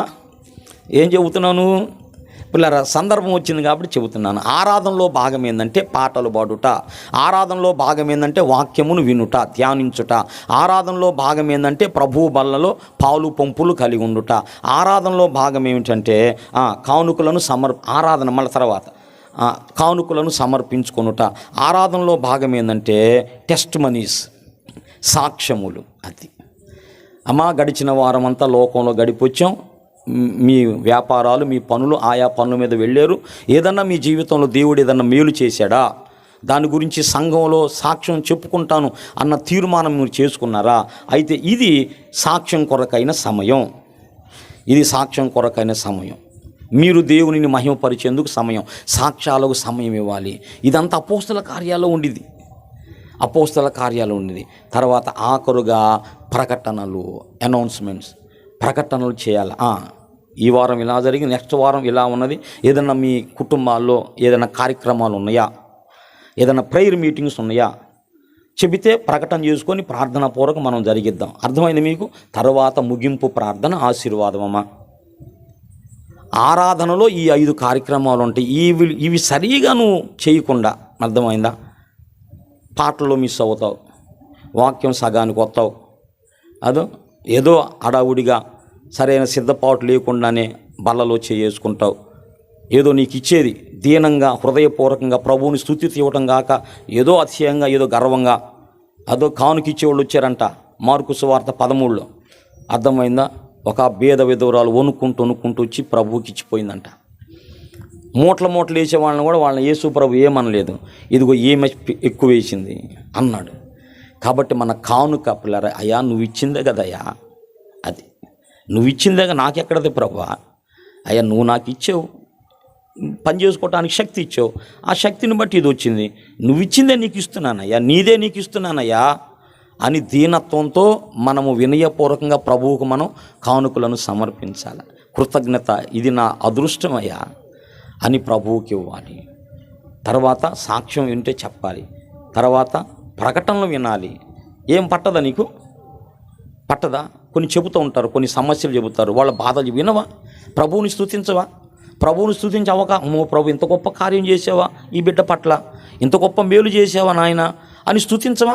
సాక్ష్యాలు వినటాన్ని బట్టి మనకేం కలిగిద్ది? విశ్వాసం కలిగిద్ది, ధైర్యం కలిగిద్ది. కాబట్టి సాక్ష్యాలు వినాలి, ముగింపు ప్రార్థన ఆశీర్వాదం చేయాలి. ఇది పిల్లరా ఆరాధన అంటే. ఇందులో మనం సంపూర్ణంగా ఇందులో ఉండి మనం వెళ్ళినప్పుడు అప్పుడు నేను వర్షిప్కి పోయి వచ్చాను, ఆరాధనకి వెళ్ళొచ్చాను అన్న మాట న్యాయం అయ్యిద్ది. అవునా కదా? ఇందులో ఏది మిస్ అయినా కూడా అసంపూర్ణమే. ఈ దినం ఆరాధన సంపూర్ణం జరిగింది, సంపూర్ణంగా నువ్వు ఆరాధన చేయాలా, సంపూర్ణంగా చేయాల. అవును కదా? బ్లెస్సింగ్ తీసుకొని పోవాలి. దైవజనుడు చివరిలో ప్రార్థన చేసి మీకు ఆశీర్వాదం ఇచ్చినప్పుడు ఆ ఆశీర్వాదంతో వెళ్ళటం అనేది మనకు మేలు. దేవునికే మహిమ కలుగునుగాక. ఆరాధన అంటే ఇది అన్నమాట. నేను ఎందుకు చెప్పాను ఈ విషయాలన్నీ? ఎందుకంటే దేవుడు అపోస్తలుల ద్వారా విశ్వసించిన వారు జీవించవలసిన జీవితాన్ని గురించి చెప్పాడు, రాయించాడు. దీన్ని ఏమంటారంటే అపోస్తలుల బోధ. ప్రవక్తలు అపోస్తలులు వేసిన పునాదుల మీద మనం ఉండడము, లేకపోతే వేరైనటువంటిగా ఉంటామన్నమాట. కాబట్టి మనం ఎలా బ్రతికినప్పుడు మనం జీవం పొందుకుంటామో, ఎలా బ్రతికినప్పుడు సమృద్ధి జీవం పొందుకుంటామో, ఎలా బ్రతికినప్పుడు నిత్య జీవానికి ఈ లోకపు యాత్ర ముగిసినాక మనం నిత్య జీవానికి వెళతామో, అదంతా కూడా అపోస్తలుల ద్వారా దేవుడు రాయించాడు, వాళ్ళకి చెప్పాడు. వాళ్ళకి చెప్పిన దాన్ని ఏమంటారంటే అపోస్తలుల బోధ. విశ్వసించిన వారందరూ ఎలా ఉన్నారంటమ్మా? అపోస్తలుల బోధ యందును, సహవాసమందును, రొట్టె విరుచుట యందును, ప్రార్థన చేయుట యందును. కాబట్టి అపోస్తలులకు మరి తెలిసినంతగా యేసు ప్రభు గురించి ఎవరికి తెలియటానికి అవకాశం ఉండదు. ఎందుకంటే ఆయన పిలుచుకున్నాడు, ఏర్పాటు చేసుకున్నాడు. తనతో పాటు తన శిలువ మరణ పునరుద్ధానం అయిపోయేంత వరకు కూడా వాళ్ళు దగ్గరే ఉన్నారు. యేసు ప్రభు పునరుద్ధానుడైనా కూడా వాళ్ళందరినీ మన దగ్గరగా పిలుచుకున్నాడు. వాళ్ళు ఏమి చేయాలో, నెక్స్ట్ వాళ్ళు ఎలా ముందుకెళ్లాలో అవన్నీ వాళ్ళకి చెప్పి వాళ్ళ మధ్యలో ఉంచి ప్రత్యేకించబడి ఆరోహణమై వాళ్ళని దీవిస్తూ ఆరోహణమై పరలోకానికి వెళ్ళాడు. దేవునికి స్తోత్రం. కాబట్టి యేసు ప్రభు ఏదైతే చెప్పాడో అది చెప్పడం అపోస్తలులు మొదలుపెట్టారు. ఆ అపోస్తలుల్లో ఒకడు తోమా మన భారతదేశానికి వచ్చాడు, మన దేశానికి వచ్చాడండి, మన పక్క రాష్ట్రానికి వచ్చాడు. యేసు ప్రభుని కళ్ళారా చూసి కదా, ఆయన చేతులు చూసి పక్క చూసి బలపరచబడినటువంటి తోమా మన భారతదేశానికి వచ్చాడు. భారతదేశానికి వచ్చి మన భారతీయులకు సువార్తను ఆయన ప్రకటించాడు. దేవునికి స్తోత్రం. కాబట్టి పిల్లలు నమ్మబోతున్న వాళ్ళు కూడా అందరూ కూడా నమ్మబోతున్న వాళ్ళందరూ కూడా వచ్చి ఏ చక్రం అంటారు దాన్ని, ఏ వ్యూహములో మనం ఉండాలి? అపోస్తలుల బోధ అనే దాంట్లో మనం ఉండాలి. అపోస్తలుల బోధలో మనం ఉండాలి, లేకపోతే తేడా వచ్చేసింది. ఎందుకంటే వాళ్ళకి ఎవరు నేర్పారు? ప్రభువు నేర్పాడు. మీరు ఇలా ఉండాలి, నమ్మినోడు ఇలా బ్రతకమని మీరు చెప్పండి. నేను మీకు ఏ ఏ సంగతులు ఆజ్ఞాపించానో వాటన్నిటినీ గైకొనమని వాళ్ళతో మీరు చెప్పమన్నాడు. కాబట్టి అందరం కూడా అందులో ఉండాలి, లేకపోతే తేడా పడిపోయింది. చాలా పరిస్థితి కూడా మనం గమనించాలి. ఈ విధమైన పరిస్థితి ఇది అపోస్తలుదేనా, ఇది కాదా? ఈ విధమైనటువంటి పరిస్థితి ఇది అపోస్తలులు మనకు నేర్పిందేనా కాదా? ప్రతిదాన్ని ఏం చేయాలి? బేరియా విశ్వాసులాగా మనం వాక్యములో పరిశీలన చేసుకుంటూ ముందుకు వెళ్ళవలసిన వారమై ఉన్నాం. దేవునికే మహిమ కలుగునుగాక. పిల్లరా, కనుక నేనేం చెబుతున్నానంటే అపోస్తలులకు తెలిసినంతగా యేసు ప్రభువుకు ఎవరికి తెలియటానికి వీలుండదు. ఈ దినాల్లో మరి యూట్యూబ్లో గందరగోళం అంతా ఏర్పడుతుంది. ప్రభు యొక్క దైవత్వాన్ని గురించే భయంకరమైన విమర్శలు. వాళ్ళకి మరి ఏమర్థమైందో వాళ్ళకి తెలియదు. మరి వాక్యం చదువుతున్నారో లేదో నాకు తెలియదు. ఈ దినం పిల్లల రాత్రికాలం ఏం చెప్పాను? యేసు ప్రభువుని గురించి ప్రవక్తలు ఇచ్చినటువంటి సాక్ష్యము రాత్రి మనం చూసాం. ఈ రాత్రి పిల్లరా యేసు ప్రభువుని గురించి అపోస్తలులు ఇచ్చిన సాక్ష్యం అయ్యా. ఎందుకంటే అపోస్తల సాక్ష్యమే బలమైంది. ఎందుకు చెప్పండి? ఎందుకంటే ఆయనతో పాటు మరి తిరిగి త్రాగి ఆయనతో పాటు ఉన్నారు. వాళ్ళ సాక్ష్యం ఇంకా బలమైన సాక్ష్యంగా ఉంది పిల్లరా. వాళ్ళు ఏమి చెప్పారో పిల్లరా మనం లేఖనాల వెలుగులో ఈ రాత్రి మనం చూడబోతున్నాం. దేవునికి స్తోత్రం పిల్లరా. మంచిది. ఇంతవరకు అర్థమైనోడు స్తోత్రం చెప్పండి. హల్లెలూయా. మంచిది. వాళ్ళు ఏమని నమ్మారు? యేసు ప్రభువుని గురించిన వాళ్ళ బిలీఫ్ ఏంటి, ఏమని విశ్వసించారో మనం చూద్దాం. నెంబర్ 1 మొట్టమొదట పిల్లరా దేవునికే మహిమ కలుగునుగాక. మత్తయి సువార్త 16వ అధ్యాయము. దేవునికి స్తోత్రం. మత్తయి సువార్త 16వ అధ్యాయము 16వ వచనం చూడండి. అందుకు సీమోను పేతురు, నీవు సజీవుడవగు దేవుని కుమారుడవని క్రీస్తు అని చెప్పాను. దేవుని స్తోత్రం. యేసు ప్రభువుని గురించి అపోస్తలుల యొక్క నమ్మిక. యేసు ప్రభుని వాళ్ళు ఏమని నమ్మారు? నీవు సజీవుడవగు దేవుని కుమారుడవైన క్రీస్తువు. దేవునికి మహిమ. ఆయన దేవుని కుమారుడు, సజీవుడైన దేవుని కుమారుడైన క్రీస్తు. క్రీస్తు అనే మాటకు అర్థం వేరు. క్రీస్తు అంటే మెస్సయ్య కదా. అంటే దేవుడు ఇశ్రాయేలీల కొరకు, ఇశ్రాయేలు కొరకు కాదు, మానవులందరి కోసం ఒక వ్యక్తిని ప్రామిస్ చేశాడు. ఇదిగో ఈయనను పంపుతాను, ఈయన మిమ్మల్ని ఆశీర్వదిస్తాడు, మిమ్మల్ని దీవిస్తాడు, మీ ప్రతి సమస్య కొరకు ఆయన పరిష్కారం చూపిస్తాడు అని తండ్రి వాగ్దానం చేసిన వాడు మెస్సయ్య అన్నమాట. క్రీస్తు అంటే మెస్సియా. కాబట్టి పేతురు ఏమంటున్నాడు యేసు ప్రభుని గురించి? అయ్యా, నువ్వు సజీవుడవగు దేవుని కుమారుడు అయిన క్రీస్తు అయ్యా. దేవునికి స్తోత్రం. అది అపోస్తలుల సాక్ష్యం. అపోస్తలుల సాక్ష్యం. యేసు ప్రభుని వాళ్ళు ఏమని నమ్మారు? ఏమని నమ్మారంటే దేవుని కుమారుడు అయిన క్రీస్తు అని నమ్మారు. మనం అదే నమ్మాలి. మనం ఏమి నమ్మాలి? మనం అదే నమ్మాలి. మనం కూడా అదే నమ్మాలి. అపోస్తల నమ్మికకు మన నమ్మికకు తేడా ఉండకూడదు. వాళ్ళు మనం ఒకటే నమ్మాలి. నెంబర్ 2, దేవునికి స్తోత్రం కలుగును గాక. రెండవది పిల్లరా, ఇంకొక వచనం కూడా చూద్దాం దీనికి కనెక్టెడ్. అపోస్తల కార్యాలు 9:20 చూడండి. అపోస్తల కార్యాలు 9:20 పిల్లరా. వెంటనే సమాజ మందిరములలో యేసే దేవుని కుమారుడని ప్రకటించుచూ వచ్చెను. అపోస్తలుడైన పౌలు సాక్ష్యం ఇది.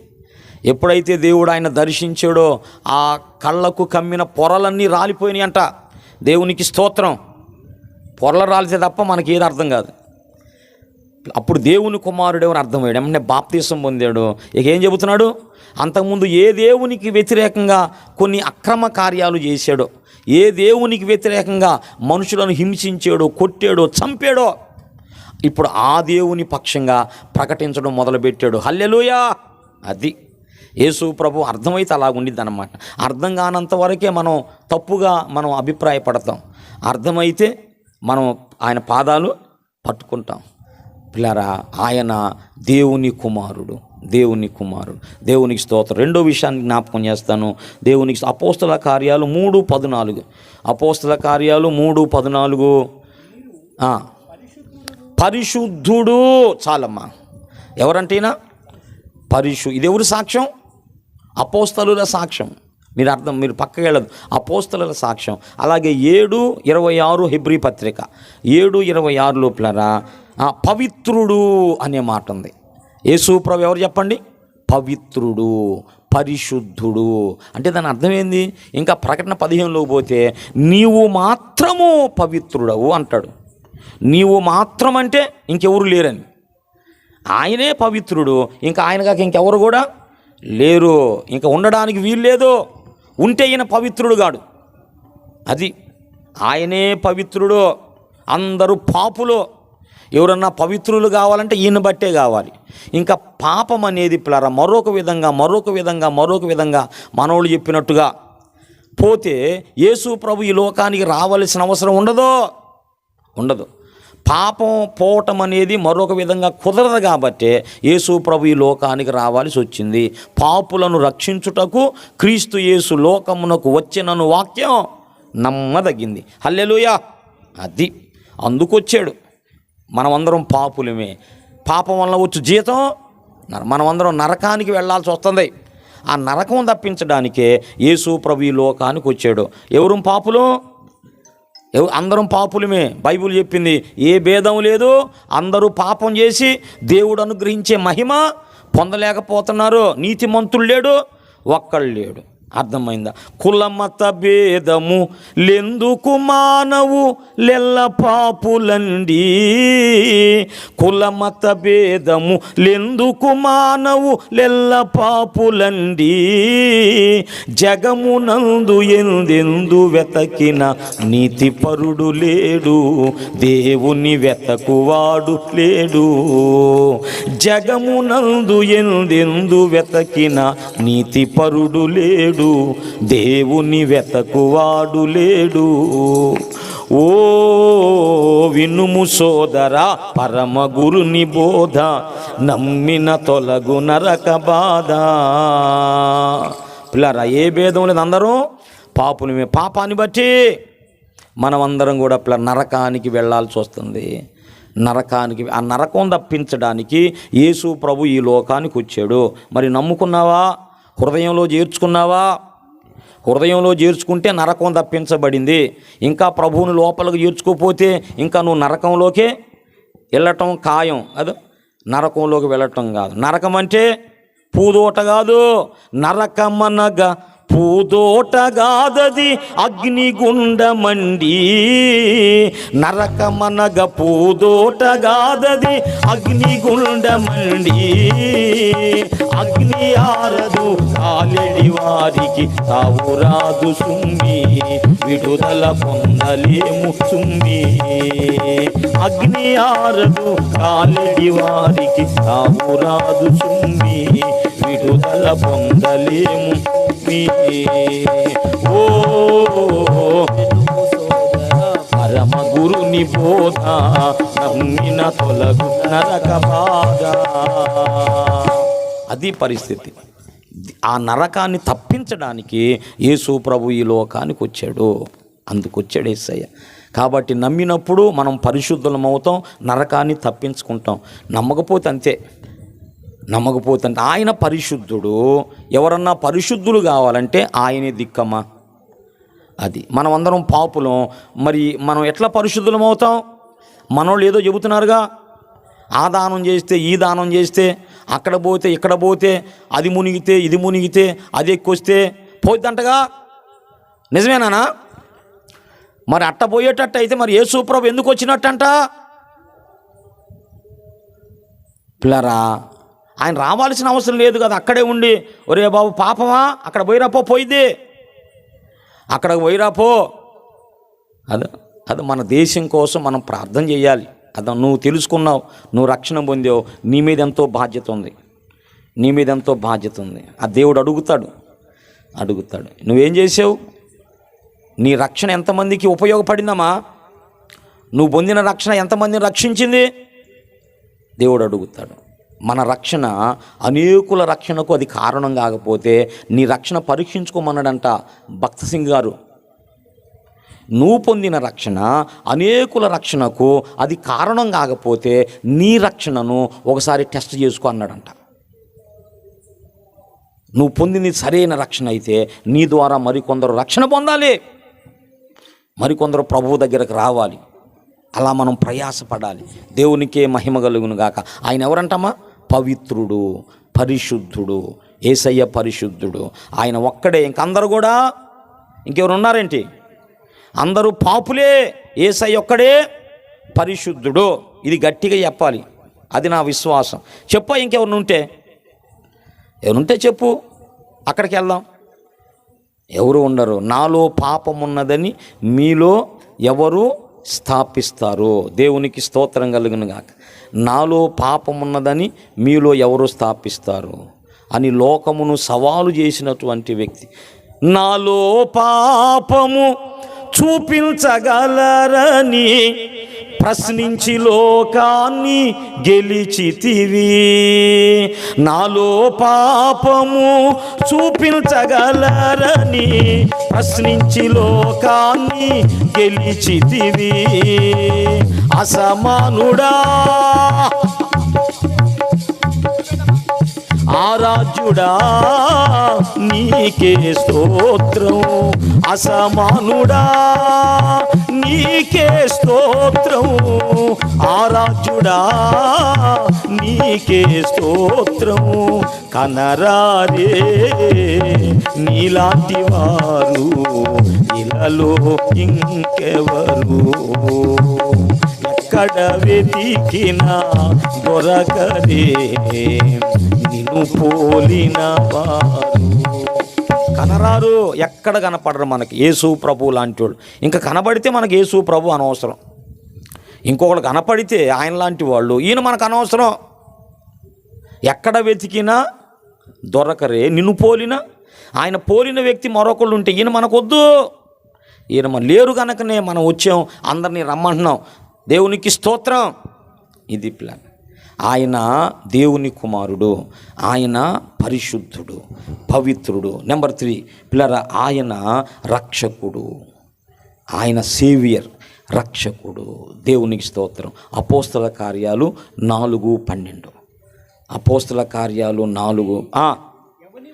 ఎవని వలన రక్షణ కలుగదో ఈ నామముననే మనం రక్షణ పొందవలెను. ఆయన రక్షకుడు. అర్థమైంది. తండ్రి అయిన దేవుడు మన రక్షణ కొరకు ఆయన రక్షకుడుగా ఈ లోకానికి పంపించాడు. అపోస్తలుల విశ్వాసం ఏంటంటే యేసు ప్రభు దేవుని కుమారుడని. అపోస్తలుల విశ్వాసం ఏంటంటే యేసు ప్రభు మాత్రమే పవిత్రుడని. యేసు ప్రభు పవిత్ర, ఆయనతో తిరిగారు. మరి ఏమనుంటే వాళ్ళకి కనపడదు. అవును కదా పిల్లరా. ఎవరికి తెలియని విషయాలు ఎవరికి తెలుస్తాయి చెప్పండి? ఎవరికి తెలియని విషయాలు పిల్లరా, భర్త విషయం భార్యకి తెలిసిద్ది, భార్య విషయం భర్తకి తెలిసిద్ది. వీళ్ళు ఎవరికి తెలియకుండా 3వ వ్యక్తి ఉంటాడు, అతడే ఫ్రెండు, స్నేహితునికైనా తెలిసి ఉండిద్ది. అర్థమైంది? ఇంకెవరికి తెలియ విషయాలు. భర్త సంగతి భార్యకి తెలుసు, భార్య సంగతి భర్తకు తెలుసు. వీళ్ళిద్దరి సంగతి ఎవరికి తెలుసు? వీళ్ళు ఎవరితో అయితే స్నేహం చేస్తున్నారో వాళ్ళకి తెలుసు. అర్థమైంది? ఎవరో భక్తుడు అని అంట, నువ్వెవరో నీ స్నేహితుడు ఎవరు చెప్పు, నేను చెప్పేస్తానంట. నీ స్నేహితుడు ఎవరయ్యా పోపులి? నీ స్నేహితుడు ఎవరో నాకు తెలిస్తే నువ్వేందో నాకు అర్థమైంది. నీ స్నేహితుడు అతని క్యారెక్టర్ తేడా అనుకో, అతనితో స్నేహం చేస్తున్న నీ క్యారెక్టర్ కూడా తేడా ఉండిద్ది.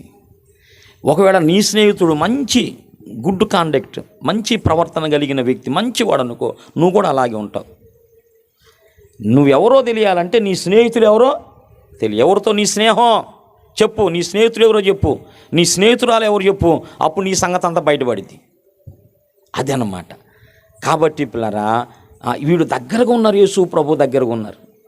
అర్థం? వీళ్ళకి తెలిసినంత ఇంకెవరికి తెలియటానికి వీళ్ళు ఎందుకు చెప్పండి? యేసు ప్రభు అపోస్తలులను ఏమన్నాడు చెప్పండి? నా పిల్లలారా అన్నాడు, ఇంకా నా శిష్యులారా అన్నాడు కదమ్మా, నా శిష్యులారా అని కూడా అన్నాడు. ఇంకా మీకు తెలియని ఒక మాట అన్నాడు, నా స్నేహితులారా అన్నాడు. ఏమన్నాడు? మీరు నా స్నేహితులు. యోహాను 15 అంటాడు ఈ మాట. కాబట్టి అంటే నా సంగతి అంతా మీకు చెప్పానంటాడు అక్కడ. అతను స్నేహితుడికి అన్నీ చెప్పుకుంటారు. కాబట్టి అపోస్తలులకు తెలుసు యేసు ప్రభువు అంటే ఏ పాపం లేనోడు. మేము 3.5 సంవత్సరాలు తిరిగాం ఆయనతో. అమ్మో, ఏ మచ్చలేనోడమ్మా, ఆయనలో ఏ పాపము లేదంటాడు మొదటి పత్రికలో. ఆయన దేవుని కుమారుడు, ఆయన పరిశుద్ధుడు. 3 ఆయన రక్షకుడు, సేవియర్, మానవులను రక్షించడానికి వచ్చిన రక్షకుడు. ఇది అపోస్తలుల నమ్మిక. ఎవరు నమ్మిక? దగ్గరగా తిరిగిన వాళ్ళ నమ్మిక. ఇప్పుడు నువ్వేదో చెబుతుంటే నమ్మాలింది మేము. ఆయన రక్షకుడు, మనల్ని రక్షించడానికి, పాపం నుంచి, శాపం నుంచి, లోకం నుంచి, మరణం నుంచి, సాతాను చేతిలో నుంచి రక్షించడానికి వచ్చిన రక్షకుడు. యేసు ప్రభు నమ్ముకుంటే పాపం నుంచి రక్షిస్తాడు. యేసు ప్రభు నమ్ముకుంటే లోకం నుంచి రక్షిస్తాడు. యేసు ప్రభు నమ్ముకుంటే సాతాను నుంచి మనల్ని రక్షిస్తాడు. యేసు ప్రభు నమ్ముకుంటే మరణం నుంచి మనలను రక్షిస్తాడు. మరణం నిన్ను నన్ను ఏం చేయదో, మరణం మీద మనం జయం పొందుకుంటాం. దేవునికి స్తోత్రం. ఆయన రక్షకుడు. అది ఆయన రక్షకుడు. నెంబర్ 4 ఆయన ఎవరంటే క్రీస్తు మెస్సియా. అది క్రీస్తు అభిషిక్తుడు. లోకాన్ని బాగు చేయటానికి, లోకాన్ని మంచిగా పరిపాలించడానికి దేవుడు వాగ్దానం చేసినటువంటి క్రీస్తు ఆయన. దేవునికి స్తోత్రం. ఇది ఎక్కడుంది? అపోస్తల కార్యాలు 16:16, అపోస్తల కార్యాలు 17, 2, 3 వచనాల్లో ఉంది. ఒకటొకటి ఇంకోటి తీయండి. 16:16 మత్తయి.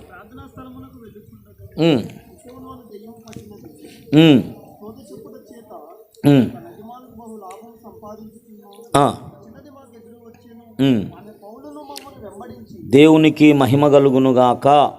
ఏముందయ్యా? 17వ అధ్యాయం 2, 3 వచనాలేనా?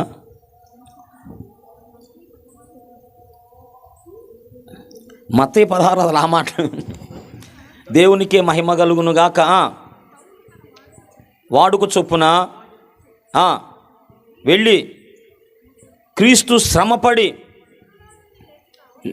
లేచుట ఆవశ్యకము, మేము ప్రచురము చేయు దేవునికి మహిమ కలుగునుగాక. యేసే క్రీస్తై, అది యేసే క్రీస్తై ఉన్నాడు. ఆయనే తండ్రి వాగ్దానం చేసిన, మీరు ఇప్పుడు చూస్తున్న ఈ యేసే ఆ క్రీస్తు. ఎవరికి వడ్రంగా ఆయనకు పుట్టారు అనుకుంటున్నారు కదా మీరు, మరియమ్మ కుమారుడు అనుకుంటున్నారు కదా, ఈయనే క్రీస్తు. మీరు తెలుసుకుంటే ధన్యులు అవుతారు. ఇప్పుడు మత్తయి 16:16 ఏముంది? నాకు తెలియలేదు. పూతోని దెయ్యం గురించి చదువుతున్నారు. అది అపోస్తలుల 16లో ఉంది కదా, చదవమ్మా.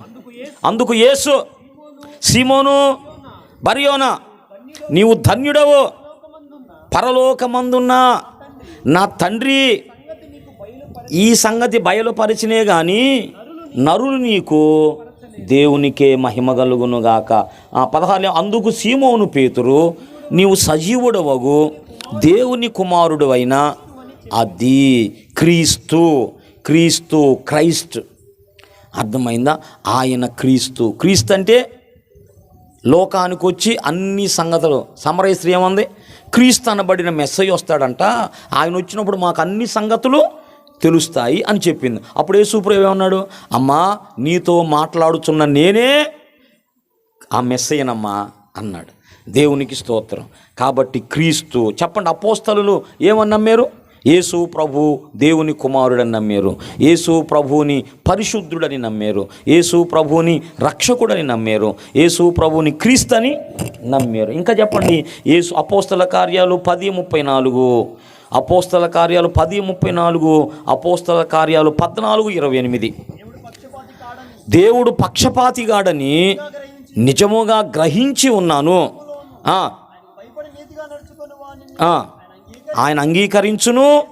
యేసు క్రీస్తు అందరికీ ప్రభువు, అందరికీ ప్రభువు. యేసు క్రీస్తు అందరికీ ప్రభువు. ప్రభు అది ఆయన అందరికీ ప్రభు. వారు ఏమని నమ్మారు పిల్లరా? ప్రభు అని నమ్మారు. ఈ కూటాలు ఎప్పుడో చెప్పాను, నా జ్ఞాపకం పిల్లరా. అపోస్తలులు అందరూ కూడా ఏజ్లో యేసు ప్రభు కంటే పెద్దోళ్ళే. ఒక్క ఏజ్లో యేసు ప్రభు కంటే వాళ్ళు పెద్దవాళ్ళు. అయిన వాళ్ళు ఏమన్నారు తెలుసా? ప్రభువా, ప్రభువా అన్నారు. వాళ్ళని పట్టుకొని యేసు ప్రభు పిల్లలారా అంటాడు ఒక సందర్భంలో, నా బిడ్డలారా అంటాడు, స్నేహితులారా అంటాడు. అంటే యేసు ప్రభుని వాళ్ళు ఏమన్నా అంటే ప్రభువా అన్నారు. ప్రభువా అని, ప్రభువా. ఆయన ఎవరంటే ప్రభువు, లార్డ్, దేవుడు మన కొరకు పంపించిన ప్రభువు. ఆయనను ప్రభువుగాను అధిపతిగాను ఆయన మన కొరకు నియమించాడు. అపోస్తలులు ఏమి నమ్మారంటే యేసుని ప్రభువుగా నమ్మారు. యేసుని ప్రభువుగా నమ్మారు. దేవునికే మహిమ కలుగును గాక. ఇంకెక్కడ చూసావయ్యా దాని గురించి? రెండోది ప్రభు అనే మాట మత్తయి సువార్త 14:28, 14:28లో కూడా ఈ మాట ఉంది. పేతురు, ప్రభువా, అది ప్రభువా, ప్రభువా. ఆయనను మనం ప్రభువుగా మన హృదయంలో తీసుకోవాలి. క్రీస్తుని ప్రభువుగా మీ హృదయంలో ప్రతిష్ఠించండి అన్నాడు. యేసు ప్రభుని హృదయాల్లో పెట్టుకోండి. ఆయన లోపలుండి హృదయం అనే సింహాసనం మీద కూర్చొని పరిపాలిస్తుంటే ఇక నీకు తిరుగుండిద్దా? ఆయన నీ హృదయంలో ఉండాలి. నీ రాజు ఎవరంటే యేసు ప్రభు, నా రాజు, నా ప్రభు. దేవునికే మహిమ కలుగునుగా. ఇంకా పిల్లరా, ఆయన ఏమన్నారంటే మార్కు సువార్త 9:38. ఈ రాత్రి నేను ఏం చెబుతున్నానమ్మా? అపోస్తలుల బోధల వెలుగులో యేసు ప్రభు ఏమై ఉన్నారు, అది యేసు ప్రభువుని గురించి అపోస్తలుల సాక్ష్యం ఏమిటి, వారు ఏమి చెప్పారు.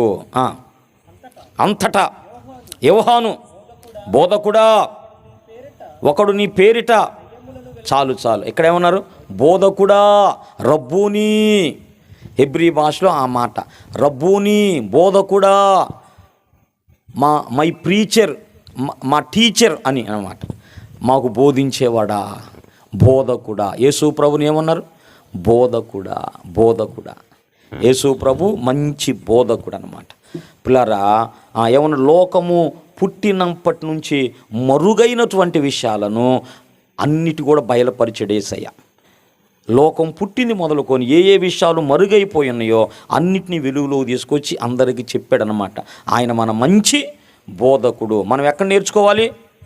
యేసయ్య పాదాల దగ్గర నేర్చుకోవాలి. దేవునికి స్తోత్రం. అక్కడ మనం నేర్చుకోవాలా. మీరు గురువులని ఎవరికి పేరు పెట్టొద్దు అన్నాడు యేసయ్య.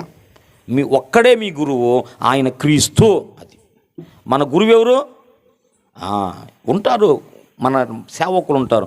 వారికి ఎంతవరకు స్థానం అంతవరకు స్థానం. ఎక్కడ మనం నేర్చుకోవాలి? యేసయ్య పాదాల దగ్గర మనం నేర్చుకోవాలి. ప్రభువా నాకు నేర్పయ్యా, వాక్యం చదువుకుంటున్నాను, ప్రభువా నాకు నేర్పయ్యా. ఆయన నేర్పిస్తాడు. ఆ జీవితాన్ని ఆయన నేర్పిస్తాడు. ఎలా మాట్లాడాలో నేర్పిస్తాడు, ఎలా ప్రవర్తించాలో మనకు నేర్పిస్తాడు, ఏమి చేయాలో మనకు నేర్పిస్తాడు. ఆయన నేర్పిస్తాడు. మనకు గురువై ఆయన మనల్ని నడిపిస్తాడు. దేవునికి స్తోత్రం. ఆయన మన మంచి బోధకుడు. ఆయన ఎవరు? మన మంచి బోధకుడు. బోధకుడు. దేవునికి స్తోత్రం. ఇంకా పిల్లరా, ఆయనను మరి పేతురు భక్తుడు ఒక మాట అన్నాడు. ఆయన ఎవరంటే అపోస్తల కార్యాలు 4:11 చూడండి. అపోస్తల కార్యాలు 4:11 ఇల్లు కట్టువారు తృణీకరించిన రాయి ఆయనే. రాయి యేసు. వాళ్ళ విశ్వాసం ఏంటంటే ఇల్లు కట్టువారు తృణీకరించిన అంటే దేవుడు పిల్లరా ఒక రాతిని నిర్మించుకోమని ఇచ్చాడంట. దీని గురించి ఎక్కడ ఉంది? యెషయా 28లో ఉండిదన్నమాట. ఆయన ఒక అమూల్యమైన రాయిని సియోనులో స్థాపించాడు. అది అమూల్యమైంది, అది గొప్పదైంది. ఒకసారి వస్తారా? యెషయా గ్రంథం 28వ అధ్యాయం అదమ్మ చదువు. ప్రభువగు యెహోవా ఇలాగు సెలవిచ్చుచున్నాడు, సియోనులో రాతిని వేసిన వాడను నేను, పరిశోధింపబడిన రాయి, అమూల్యమైన తలరాయి, బహుస్థిరమైన పునాది అయిన దేవునికి స్తోత్రం. ఆ రాయి ఎవరంటే ప్రవక్త అయిన యెషయా ప్రవర్తించిన ఆ రాయే ప్రభు అయిన యేసయ్య. అంటే తండ్రి అయిన దేవుడు ఏం కోరుకున్నాడంటే ఆ రాయిని పునాదిగా చేసుకొని మన జీవితాలు కట్టుకోవాలా. ఆయన పునాదిగా లేకపోతే నీ జీవితం ఉండదు, అది నిలవదు, అది నిలవదు. యేసు ప్రభు ఏం చెప్పాడు? నా మాటలన్నీ విని వాటి ప్రకారం చేయువాడు బండ మీద పునాది వేసిన బుద్ధిమంతుని పోలి ఉండిద్ది. వానొచ్చింది, వరదొచ్చింది, గాలి వచ్చింది, కొట్టింది, చిన్నగా సెలవు తీసుకున్నారు. పిల్లరా ఇసుక మీద పునాది. పిల్లరా ఆ పునాది మీద, బండ మీద పునాది లేకపోతే యేసు ప్రభు విత్తనాల గురించి చెప్పాడు. కొన్ని విత్తనాలు అలాగ ఉంటాయంట. పిల్లరా కాలం గడిచే కొంది అవిక విచారాలు, ధనమోసాలు ప్రజల్లో పనిచేసి ఫలించదంట. కొన్ని ఏమో రాతి నేల మీద పడతాయంట, కొన్ని ఏమో ముళ్ళ తుప్పల్లో పడతాయంట, కొన్ని ఏమో మంచి నేలన పడతాయి. మంచి నేల పడిన విత్తనాలు వాళ్ళు అభివృద్ధి పొందుతారు, దీవించబడతారు, ఆశీర్వదించబడతారు. దేవునికే మహిమ.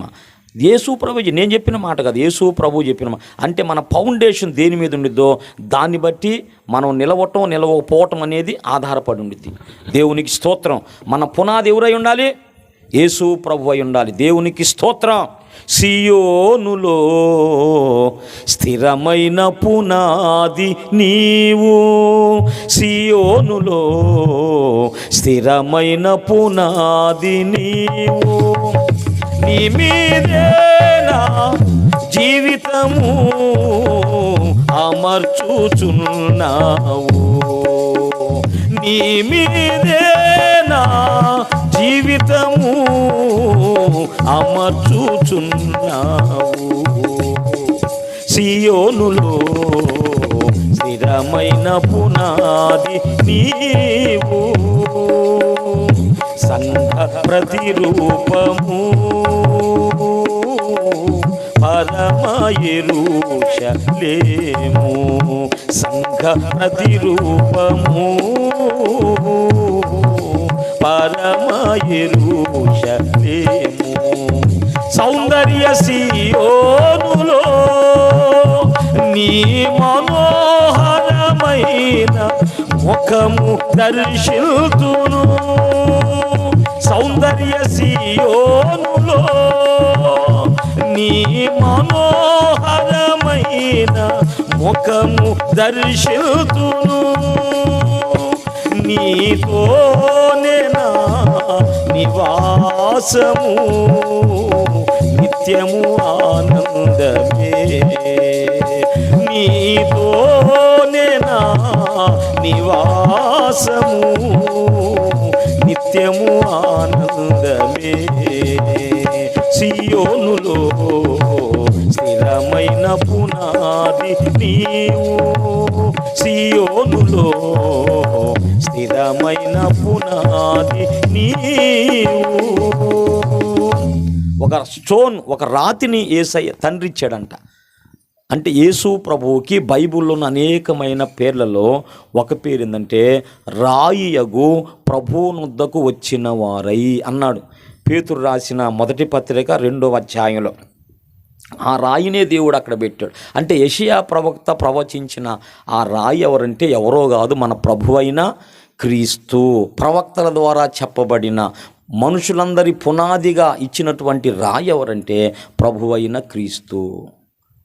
అపోస్తలుల విశ్వాసం అంటే ప్రవక్తలు ప్రవచించినటువంటి ఆ వ్యక్తి ఎవరంటే యేసు ప్రభువే అని చెబుతున్నారన్నమాట.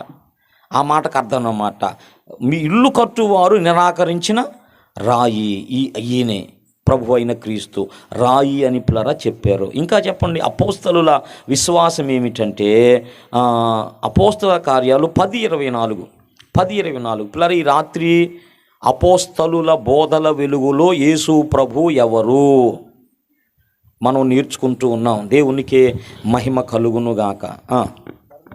మరునాడు అపోస్తల కార్యాలు 10:42, 2వ తిమోతి పత్రిక 4:8. ఇదియు కాక దేవుడు సజీవులకును మృతులకును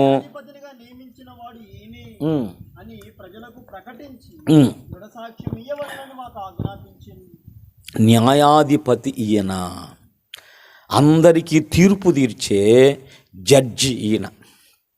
అది యేసు ఎవరు చెప్పండి? అందరికీ తీర్పు తీర్చే జడ్జి. పిల్లారా, ఇక్కడ కూర్చున్నాం కదా, మనం అందరం కూడా జీవిస్తాం. ఒక్కొక్కళ్ళు 100 ఉందాం. నా ఆశ కూడా అదే. స్తోత్రం చెప్పండి. 100లోపు ఎవరు వెళ్ళొద్దు, 100 బతుకుదాం. తర్వాత ఎక్కడికి పోతాం? అర్థమైందా పిల్లారా? మెతూషెల 969 బతికాడా? తర్వాత ఎక్కడ పోయాడు? అంటే ఒకటి ఉన్నది, నువ్వు ఎన్ని సంవత్సరాలన్నా బ్రతుకు, నువ్వు ఈ లోకాన్ని విడిచిపెట్టవలసిన సందర్భం ఒకటి ఉంది. అది బైబిల్ చెప్పింది. తర్వాత ఈ మరణం అనేది వచ్చినాక, నేను ఎవరిని కూడా 100లోపు అంటలేదమ్మా, నన్ను క్షమించాలి. 100 పైనే, ఎప్పుడు 100 పైనే పోదాం దేవుని కృపచేత. 100 తర్వాతే ఏదన్నా వస్తే అప్పుడు దాకేం రావటానికి వీలేదో, చేయాల్సిన పనులు చాలా భూమి మీద ఉన్నాయి. కనుక 100 అయినాక ఆయన వెళ్ళాల్సిందేగా. 100 అయినాక ఎక్కడికి వెళ్తాం? 2వ కొరింథీ పత్రిక 5వ అధ్యాయం 10 చూడండి. ఇప్పుడు 100 అయిపోయినాక ఏం జరిగిద్దంటే, ఏమండే వింటున్నారా? 100 అయినాక మరణం వచ్చింది.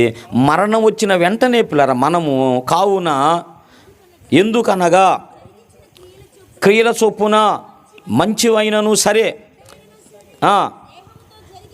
దేహముతో జరిగించిన వాటి ఫలము ప్రతివాడు పొందునట్లు మనమందరం చెప్పండి, మనమందరం ఒక్కడ కూడా మిస్ కాదు, అందరం మనమందరము చెప్పరే, మనమందరం క్రీస్తు న్యాయపీఠం ఎదుట నిలవాలి. అదమ్మా, ఎక్కడికి పోతాం? అక్కడ హాజరు కావాలి. న్యాయపీఠం, న్యాయాధిపతి ఉంటాడు అక్కడ. అమ్మా వచ్చావాదా? ఏం జరిగింది? ఎన్ని సంవత్సరం ఉండొచ్చా? 100 ఉండానయ్యా. 100 ఉండవా? ఏం చేసి వచ్చేవేంది? రక్షణ తీసుకున్నావా? అది తీసుకున్నానయ్యా. సంఘంలో చేర్చబడ్డాను. మరి అక్కడ పాస్టర్ గారు ఏం చెప్పాడు? ఎలా బ్రతకమని చెప్పాడు? అలా బ్రతికేవా? నేనేమన్నా అర్థమయ్యానా? నా హృదయం ఏమైనా అర్థమైందా? నా మనసు ఏమైనా అర్థమైందా? జీవితం అంటే ఏందో నీకు అర్థమైందా? ఎలా జీవిస్తే దేవుడు మెచ్చుకుంటాడో, ఎలా జీవించకపోతే ఇదంతా అర్థమైందా నీకు? పిల్లరా, అక్కడ ఉన్నదన్నమాట. అక్కడ మన జీవితం అంతటి కొరకు ప్రభువు దగ్గర లెక్క చెప్పాలి. ఉందా బైబిల్లో? మనం లెక్క ఒప్ప చెప్పాలన్నాడు. జాగ్రత్త కలిగి ఉందాం పిల్లరా. ఆయన ఎవరంటే జడ్జి, న్యాయాధిపతి. ఇది అపోస్తలుల విశ్వాసం. అపోస్తలు ఏమి నమ్మారంటే న్యాయాధిపతి, ఆయన అందరికి తీర్పు తీర్చేవాడు ఈయనేనయ్యా, ఎవరో కాదు, ఈయనేనయ్యా అంటున్నారు వాళ్ళు. ఇంకా ఏం చెప్పానయ్యా? రెండో రెఫరెన్స్ 2 తిమోతి 4:8 అమ్మా. 2 తిమోతి 4:8 ఈ మాట ఉంది. ఇక మీదట నా కొరకు నీతి కిరీటం ఉంచబడి ఉన్నది. ఆ దినమందు నీతిగల న్యాయాధిపతి, నీతిగల న్యాయాధిపతి అయిన ప్రభువు. అది ఎవరైనా నీతిగల న్యాయాధిపతి యేసయ్య. ఆయన న్యాయాధిపతి, అందరికీ న్యాయం చేస్తాడు, తప్పక న్యాయము చెయ్యును. దైవజనుడు ఆ పాటలు రాశాడు. గాయపడిన నన్ను బ్రోచును, తప్పక న్యాయము తీరుస్తాడు. న్యాయవంతుడు ఆయన. ప్రతి వారికి న్యాయమైన ఫలాన్ని ఇస్తాడు. న్యాయంగా ఎవరికి రావలసిన జీతం తీసుకొని వస్తున్నాడంట. న్యాయవంతుడు ఆయన. పిల్లలు, ఇంకా అపోస్తలుల విశ్వాసం ఇంకా 2 చెబుతానమ్మా, ఎందుకంటే చెప్పను, 2 చెబుతాను. ఇంకొకటి పిల్లరా, మీరు చూస్తే అపోస్తల కార్యాలు 3:14. అపోస్తల కార్యాలు 3:14. అమ్మా, పరిశుద్ధుడును నీతిమంతుడైన వానిని నిరాకరించి అడిగితిరి. అది మీరెవరంటే జీవాధిపతిని చంపితిరి. జీవాధిపతి అలా, జీవాధిపతిని చంపితిరి. జీవాధిపతిని చంపి. యేసుప్రభు ఎవరంటే జీవాధిపతి. అంటే మన జీవానికి ఆయనే అధిపతి. అది లోపల ఉండడం, బయటికి వెళ్ళడం అనేది అది ఎవరు కంట్రోల్ ఉంది? నీలో ఉన్న జీవం బయటకు రావటం, లోపల ఉండటం అనేది ఎవరి దగ్గర ఉంది? అది యేసు ప్రభు చెప్పాడు. అర్థమైంది. ఆయన మరణము యొక్కయు పాతాళ లోకము యొక్కయు అధికారం కలిగిన వాడు. జీవ మరణాలు ఆయన చేతిలో ఉన్నాయి. మన కాలగతులు ఆయన వశములో ఉన్నవి. హన్నమ్మ మరి ఆత్మ వచ్చినాక ఆమె కదా, బిడ్డ పుట్టినాక ప్రభువుని స్తుతిస్తూ ఆమె ఒక పాట రాసింది. 1 సమూయేలు 2వ అధ్యాయంలో, ఆయన బ్రతికించువాడు, మృతి నొందించువాడు, పాతాళమునకు పంపుచూ బయటకు తీసుకొచ్చేవాడు అని చెప్పింది. అలాగే మోషే కూడా ప్రవక్త, ద్వితీయోపదేశకాండం 32 పిల్లరా, ఆయనే బ్రతికించువాడు, మృతి నొందించువాడు, 2 ఆయన చేతిలో ఉండే. ఆయన ఎవరంటే జీవాధిపతి. దేవునికి స్తోత్రం. యేసు ఎవరు చెప్పండి? జీవాధిపతి. ఆయన జీవాధిపతి, జీవానికి అధిపతి ఆయన. నీలో ఉన్న జీవానికి ఆయన అధిపతి. బెల్షాజరో, ఈ రాత్రి నీ ప్రాణం అడుగుతున్నారు కదా, ఏమనుకున్నాను ఇదంతా తీసుకున్నావు అంటే నీ ప్రాణం ఎవరి చేతిలో ఉందో, ఎవరి వశంలో ఉందో ఆయన నువ్వు ఘనపరచలేదు అన్నాడు. నీ ప్రాణం ఎవరి వశంలో ఉందో ఆయన నువ్వు ఘనపరచలా. కనుక ఈ అరచేయొచ్చి రాసింది. ఏం రాసింది? నిన్ను త్రాసులో తోసగా నువ్వు బ్రతకటానికి అర్హత లేనివాడివై పోయావు. ఈ రాత్రే నువ్వు చచ్చిపోతావు. ఆ రాత్రే శత్రువులు వచ్చి ఆయన చంపేస్తారు. కాబట్టి మన ప్రాణములు ఆయన చేతిలో ఉన్నాయి. మన ప్రాణానికి అధిపతి ఆయన, జీవాధిపతి యేసు ప్రభు. దేవునికే మహిమ కలుగును గాక. చివరిగా పిల్లరా మరొక మాట చెబుతాను. అపోస్తలులు యేసు ప్రభువుని ఏమని నమ్మారంటే, ఇప్పుడు ఒక బ్యాచ్ ఉన్నది, ఆ బ్యాచ్ ఎవరు నమ్మనటువంటి విషయాన్ని అపోస్తలులు నమ్మారు. అర్థమైందా? కుమారుడు అని ఒప్పుకుంటాం, కానీ దేవుని స్థానంలో కింద చేసుకెళ్ళి పెట్టమంటున్నారు. అంతే. ఇక ఆయన కన్న కుమారుడు, ఆయన కంటే గొప్పవాడు, అది కూడా యేసు ప్రభువే చెప్పాడు. కాబట్టి ఆయన కంటే ఈయన ఎప్పుడు గొప్పవాడు కాదు, ఆయన కిందవాడే కానీ ఆయనతో సమానుడు కాదు, ఆయన లాంటి వాడు కాదు. అది వాళ్ళ విశ్వాసమ్మా. అర్థమైందా? ఇన్ని ఛాలెంజ్లు చేసినప్పుడు నువ్వు అసలు ఏమని చేసినట్టు ఒక లిస్ట్ అంతా నువ్వు చేసినన్ని కూడా పిల్లరా బైబిల్ గురించి మాట్లాడడం చెవు. ఏం బైబిల్ గురించి ఏం చెప్పావు నువ్వు? ఆ బైబిల్ ఉన్న యేసు ప్రభుని గురించి చెప్పావా? నువ్వు అసలు చేసిందేంటి? నువ్వేమో నిరూపించావు సమాజం ముందు? అది అంత రాంగు కదా, అంత రాంగు. ఆయనను తండ్రితో సమానునిగా చేయొద్దు, తండ్రి స్థానంలోకి తీసుకురావద్దు, తండ్రి వలె ఆయన ఆరాధించొద్దు, తండ్రి వలె ఆయనకు ప్రార్థన చేయొద్దు. ఇది వాళ్ళ బోధ. తండ్రి స్థానాన్ని కుమారుడికి ఇవ్వద్దు. దేవుడు అన్న మాటకి ఈయన అర్హుడు కాదు. దేవుడున్నాడు, ఈయన ఎవరంటే దేవుని కుమారుడు. అంటే దేవుడు కనిన కుమారుడు, అంటే దేవుని కంటే తక్కువ వాడే కానీ దేవుని కంటే ఎక్కువ వాడు కాదు. కనుక ఆయన్ని ఆరాధించకూడదు, తండ్రిని ఆరాధించాలి. యేసు ప్రభువుని ఘనపరచకూడదు, తండ్రినే ఘనపరచాలి. యేసు ప్రభువుకు ప్రార్థన చేయకూడదు, తండ్రికే ప్రార్థన. ఇది వాళ్ళ టీచింగ్. కానీ అపోస్తలు ఏం చెప్పారు? అసలు అపోస్తలు కదా, బైబిల్ అంతా ఏం చెప్పింది? అదే 24 పెద్దలు, 4 జీవులు, దూతలందరూ కూడా ఆయన మీద సాగిల పడ్డారంట. దేవుని ముందు ఏం పడ్డారు? సాగిల పడి. అపోస్తలు కూడా పిల్లరా 14వ అధ్యాయం ఒకసారి మీరు చూస్తే, మత్తయి సువార్త 14వ అధ్యాయంలో ఒకసారి ఆ వచనం చూపించి నేను ముందుకెళ్తాను. ఒకసారి ప్రభువుకు స్తోత్రం చెబుదాం. హల్లెలూయా, హల్లెలూయా. 14వ అధ్యాయం 33వ వచనమయ్యా. అంతటా ధోనిలో ఉన్నవారు వచ్చి నిజముగా దేవుని కుమారుడు అని చెప్పి ఆయనకు మురొక్కిరి. ఆయనకు మురొక్కిరి. ఏం చేశారంట? మురొక్కటం అంటే ఏందమ్మా? పాదాలు పట్టుకోవటమేగా. ఆయనకు మురొక్కిరి. అపోస్తలు యేసయ్య పాదాలు పట్టుకొని మురొక్కారంట. ఇలాంటి సందర్భాలు పలుమార్లు మనం చూస్తాం. ఆయనకు మురొక్కిరి, ఆయనకు మురొక్కిరి అని. ఆయన దేవుడు కాకపోతే మొక్కనెత్తాడు? అసలు పాదాలు పడతాడు? పాదాలు పట్టుకుంటావు? పిచ్చిదానా, దేవుణ్ణి అనుకున్నావు నేను అని. వాళ్ళకి పిచ్చి ప్రేమ కదా. పట్టుకుపోతే చెంప పెట్టి కొడతాడు. తప్పు. మరి యేసయ్య ఎందుకు పట్టుకొని ఇచ్చాడు? యేసయ్య అంటే దేవుడు. ఆయన అది అక్కడ అర్థం కావట్లే మనకి. ఆయన పాదాలు పట్టుకున్నారు. పాదాలు ఒక ముద్దాడింది, తల వెంట్రుకలతో తుడిచింది. అది పాదాలు ఇష్యూలు పాదాలు పట్టుకున్నారు. వాళ్ళని ఏమన్నా యేసయ్య ఏమన్నా అన్నాడా?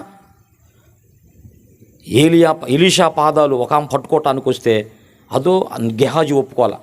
ఈయనకు ఇష్టం లేదు, ఎలీషాకు కూడా ఇష్టం లేదు. అవును, ఎలీషాగా 2వ రాజులు 4 ఇష్టం లేకపోతే అప్పుడు ఆమె ఏదో బాధలో ఉంది. అప్పుడు ఎలీషా అంటాడు కదా, గెహాజీ అట్లాగూ నువ్వు తొందర పెట్టబాగు, ఆమె ఏదో డిప్రెషన్లో ఉంది. లేదా పట్టుకోనివ్వడు. ఆమె పట్టుకున్నప్పుడు తోలి వేయటానికి ఈయన ఇష్టపడలేదు, గెహాజీ కూడా ఇష్టపడలా. అంటే గెహాజీకి ఏం చెప్పుంటాడు? ఎవరైనా పాదాల దగ్గరకు వస్తే ఒప్పుకోబాక అని చెప్పుంటాడు. మరి ప్రవక్త కదా. అప్పుడు పిల్లరా ఉన్నాయి అట్లా ఏందో ఆమె బాధలో ఉంది అని చెప్పి ఆమె బాధ విన్నాడు. అప్పుడు వెళ్ళాడనమాట. దేవుని స్తోత్రం. పిల్లరా ప్రవక్తలు ఎవరు కూడా, అపోస్తలు ఎవరు కూడా పాదాలు పట్టుకొనివ్వరు. మరి పాదాలు పట్టుకొనిచ్చాడు, మరి కన్నీరు పాదాల మీద బోయినిచ్చాడు, తల వెంట్రుకలతో తొడవనిచ్చాడు, అత్తరు బోయినిచ్చాడు. ఏమా ఏంటి సంగతి? ఏంది ఇంత వ్యవహారం ఏంది అంటే పక్కనోడు ఎవరు అబ్జెక్షన్ చెప్పాల. ఆయన దేవుడు, దేవునికి స్తోత్రం. అది అపోస్తలుల విశ్వాసం ఏంటంటే మీరు చెప్పినట్టు కాదు, ఏదో పెట్టుకున్నారు అలాగూ.